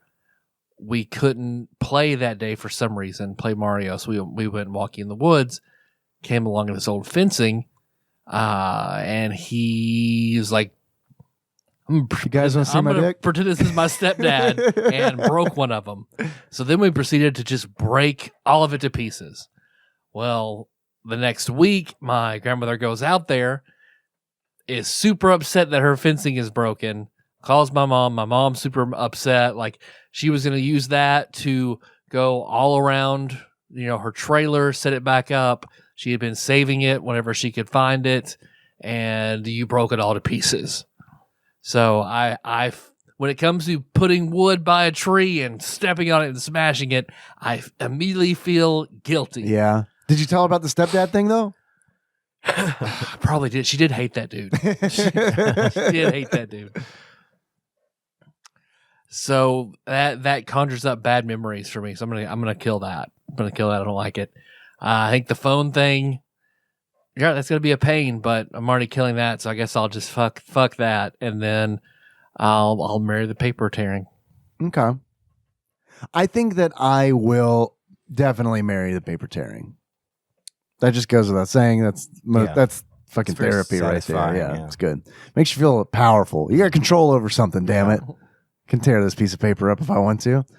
Like the power team who would rip open phone books with the power of Jesus. That's right. Around, yeah. Exactly. You were in my brain. I think about them all the time.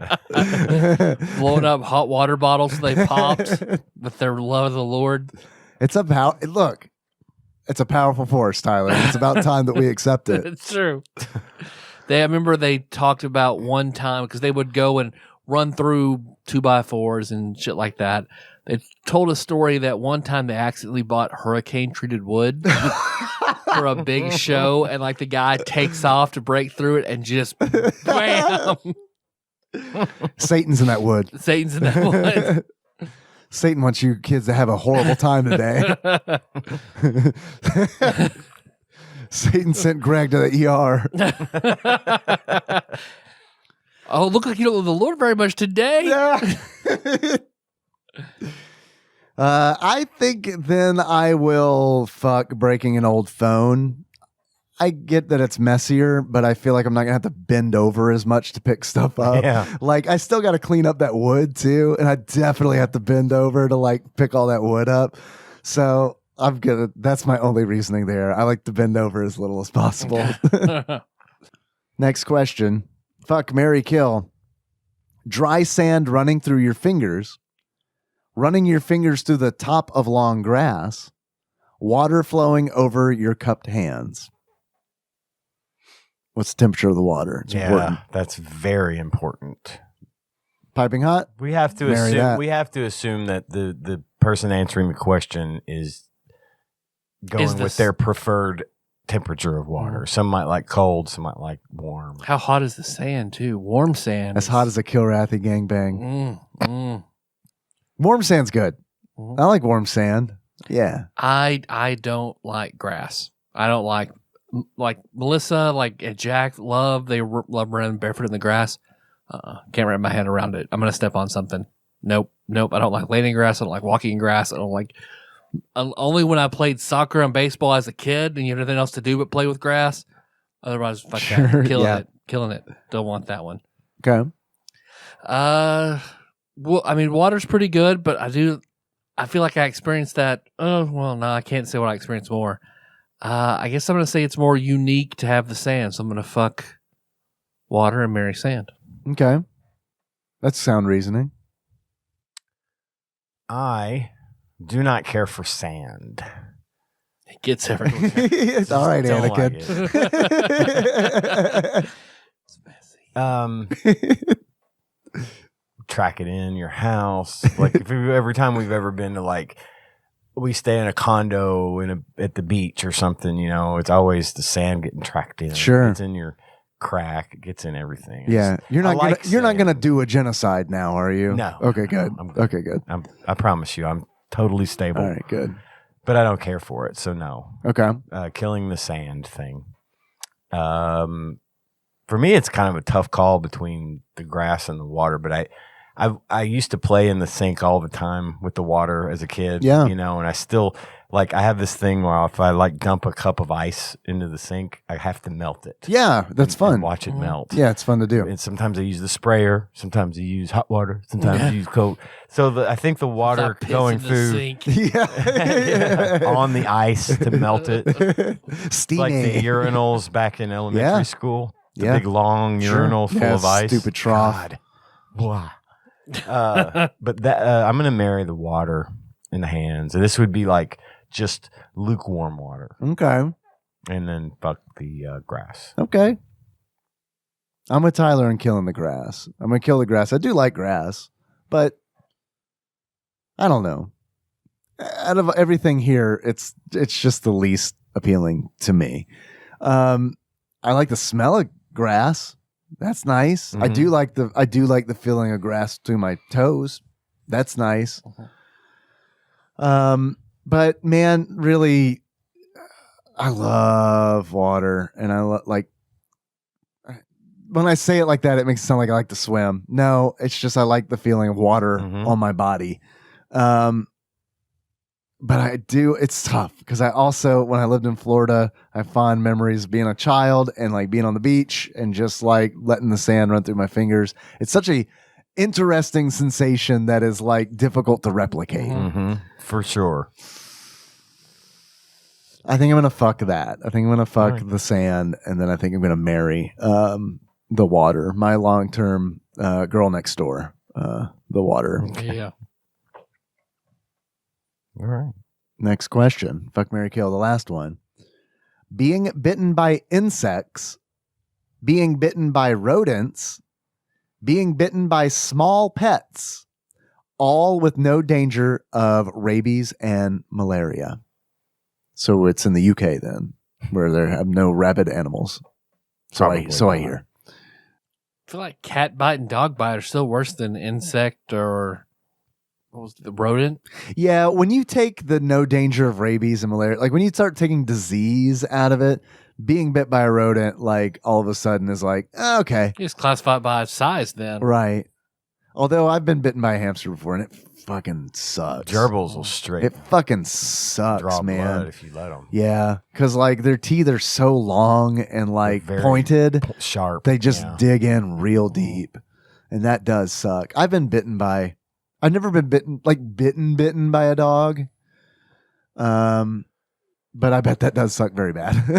I remember when Kenan was bitten by a dog. Yeah. Yep. I've been bitten by a cat, but also in like a we're playing kind of way. Yeah. So, you know, when they're like pet my belly and they're like, I got you. Like, but I've never been like really bitten by a cat. Oh, Josh was. Remember when he tried to give Chaos a bath? Yeah. And chomped onto his finger and sprayed blood all over the bathroom. Yeah. I'm gonna rank that by size. Yeah, now. I think that's fair. Although insect bites typically itchy afterwards that come into play at all? I'm just trying to make it interesting. I feel like they're itchy because you're having a reaction to something. So if you take that out of the equation. Yeah, but I mean, no, I think that's got to factor in. It has just to, not, right? You're just not getting malaria from the mosquito or whatever. You still get Lyme disease? No disease. Let's take Lyme disease off the table. But so anything that a tick can do, then I can do better. Man, when I was in high school, our family dog, Baja, she was like a Beagle Springer Spaniel mix. She was awesome. She was an outside dog. And I remember in the summer, it was my job, my chore, my duty when she would come home at the end of the day to pick the ticks off of her. And every day this dog had so many ticks because we lived out in like this might not mean anything to the listener, but we lived out by the airport in West Paducah. Yeah, way before there was a high school out there. Yeah. Like, I mean, it was like we lived on A Street, and like if we were to go to Walmart, it was 20 minutes away. You were in the country. Yeah, she would come home fucking covered in like those big like deer ticks, like the big fat sack ticks, and then also the little flat, the crab looking ones, the little flat ones. Oh my god, I remember being done with that, and like you'd have to kill them all. And I remember I had this tick killing screwdriver. That's all this screwdriver was there for. It was just for smashing, just for decapitating ticks on the concrete floor of the garage. And that was just like, and I remember like there's a spot when we moved. I remember looking at that spot, just black. It was just black from all the fucking like dog blood that had dried there. God. So yeah, that's why I never hit a possum ticks. now. Possums eat like their weight in ticks a day. Like, really? Yeah, oh, they are tick man. tick population control. I should have just got a possum. Never hurt a possum. Let them do their thing. They cannot give you rabies because they do not carry it. They cannot carry it. And they're immune to a bunch of shit. They eat ticks like candy. Yeah, dogs don't like them though. True. Too bad. Too bad. I'll take a mutually possum over a dog. beneficial relationship. You take possum over a dog? I'll take possum over a dog. Damn, man. Possums do more good for me than a dog is. Dogs like companionship. I don't like being licked. Possum's like utilitarian. Oh, if you don't like being licked, I love being licked. See, that's so, why. It's not my dogs. That's why but I think why I like cats more is the licking. Yeah, I can't stand cats can't lick. stand being licked. Yeah, they don't leave like a residue though. It's just kind of scratchy. Yeah, they don't leave saliva on you typically. I don't know, man. Berlioz, our black cat, my boy. He is drooly. So like I've had a couple droolers. So was River. And I love it because it's like, oh yeah, he's real into it right this now. cat pre-cum right here. Yeah. Right. Yeah. Put that on the tin. That'd be good chewing tobacco. Cat pre-cum. I'm going to kill insect bites just because, even if you don't, I hate them. I hate being bit up by mosquitoes. Yeah. It freaks me out. Not just because I just don't like it. I hate that little bite, 1,000 tiny cuts type of thing. Sure. You know? Especially when they get my ears and they buzz right by your ear and make that little wee noise. Yeah. I hate them. Yeah. So I'm killing that, and I will fuck getting bit by a rodent. And I'll marry getting bit by a small dog. A small dog. Because if it's like love bites, and even if like I had... Oh, love bites are fine, but I don't... My son, his dog comes over every day with Cohen, and she's a little mini Doberman, and she's a licker. Her tongue's always going, and she's super excited. Clementine's a licker too. And she's crazy with she's it. occasionally nipped, not on purpose, but... The reason I say this is even Penny has kind of accidentally bit me, but they always look, if it's a pet, they always look so sorry for doing it. And they're like, oh God, please don't hurt me. Yeah. And then you're like, oh, it's okay. And you rub their ears and stuff. So that's my answer. Because none of them are really pleasant choices. No, it's more of a would you rather kind of thing. Yeah. But that's my answer, I guess. All right. Right on. I have been bitten by a dog. I just remembered that. Clementine bit me. She had a real problem. Like she was young. She wasn't full grown, but she had a real problem with biting. And like, she's like substituted licking for that. So, she licks a lot. And I think it's just because like she was like a barn puppy, essentially, from like a huge litter, like an unprecedented, like, I mean, it was like that dog had like how many puppies? 102 of those things. I mean, yeah. See my vest, my vest. Yeah, so I don't know. She was a roughhouser for sure. So yeah, and it sucked. I didn't like it. It's bad. So I'm gonna kill that for sure. All right. We good? I think we're good, right? All right. Yeah. If you want to call us, you can do that. 270-883-2555. If you want to mail us something, like Backlog Banisher Dane did, you can do that. Send it to our P.O. Box.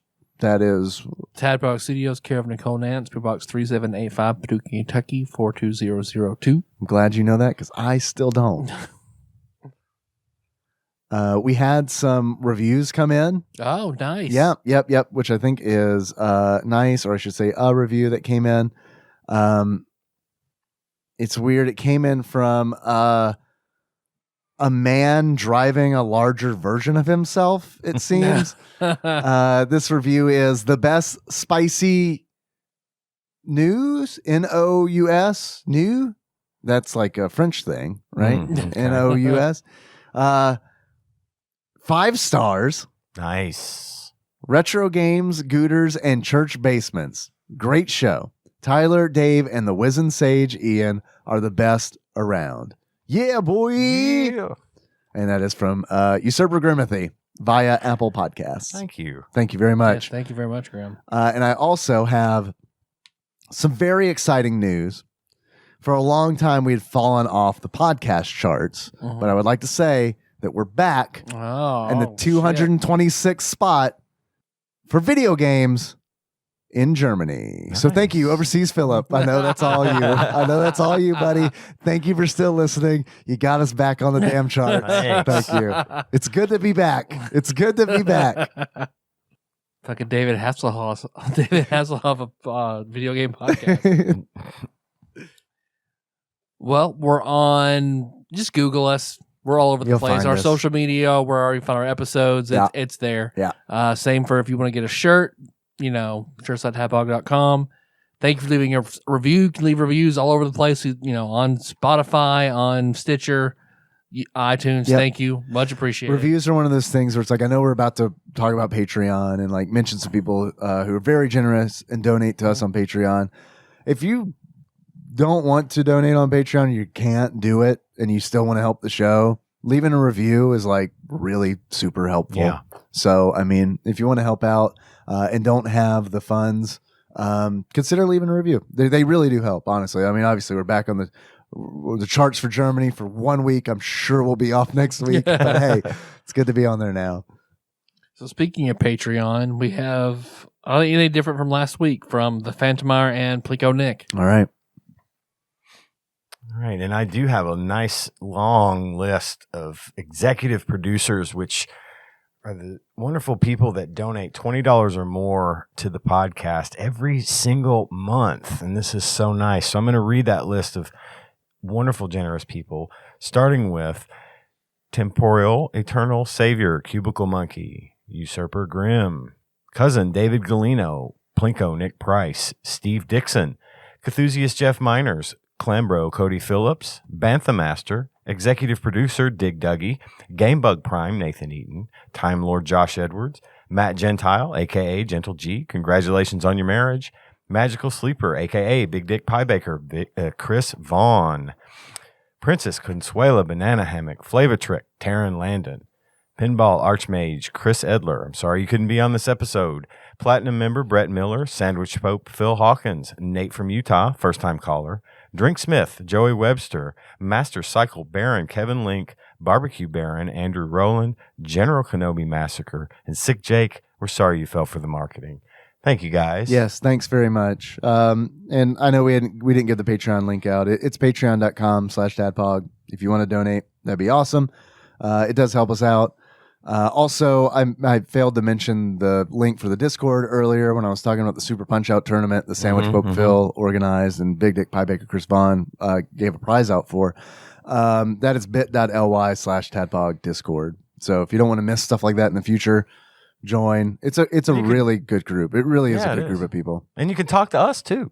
I mean, we're on That there is- all the time. that is You true. want to interact with the hosts of the show? We're there. We'll hang out with you. We'll talk. I'm pretty much on podcast discussion when we talk about tabletops. Yes. Otherwise, I'm not present a whole lot. But if you listen to tabletop and want to hit me up, then I'm there. Then you're there. Also, happy birthday, as of this recording yesterday. Happy 50th birthday to John Turley. Yes. I don't know how He's John 2 is. years older than me now. He jumped past me. Wow. It's hard to do, but he did it. Did he use If a anybody did quasar it's to do John. it? He did, and because he's part He's pilgrim. part pilgrim, right. That's a weird hereditary trait, I feel like. The ability to do math real good. Like, I feel like that doesn't might not be a blood thing. That might be a nurture thing, not a It's nature genetics. thing. It's Right. genetics. Yeah, I know. Thanks, Taggart. Spoilers, he's a pilgrim. It's revealed at the end. This man is full of secrets. And I would like to wish a belated, as of the time of this recording, happy St. Patrick's Day to everybody. Oh. Today is St. Today is Patrick's St. Day. Patrick's Yeah, Day, yeah. a holiday that I'm reminded that is happening in the middle of it every year. I got Dennis sent me like a Pogue song and Dropkick Murphys song, and I was like, "What day is it?" Oh, okay, all right. I found out it was St. Patrick's Day at 1:00 today. Well, gotta remember it's Moves. Now, the theme song to this episode is not by Anamanaguchi. It could be. Moves by Sycamore. It could be. Moves by Sycamore Drive. Yep, Link to that track is in the show notes at TADPOG.com. yeah. How you guys want to close this out? That's our favorite wing commander character dialect. Yeah. So until next time, a Tropical Capricorn. No ovaries. Perfect. Who was everybody? I was French Matthew. lady. I was Maniac. I was Spirit. Yeah, I knew you were Maniac. Obviously. Number one Lillard fan over here. Yeah, you got it. I've got that T-shirt. But without a paddle, that's Seth Green and Matthew Lillard, and I haven't seen it. Yeah, I can't remember Somebody. who else is in that. I don't think it's Freddie Prinze Jr.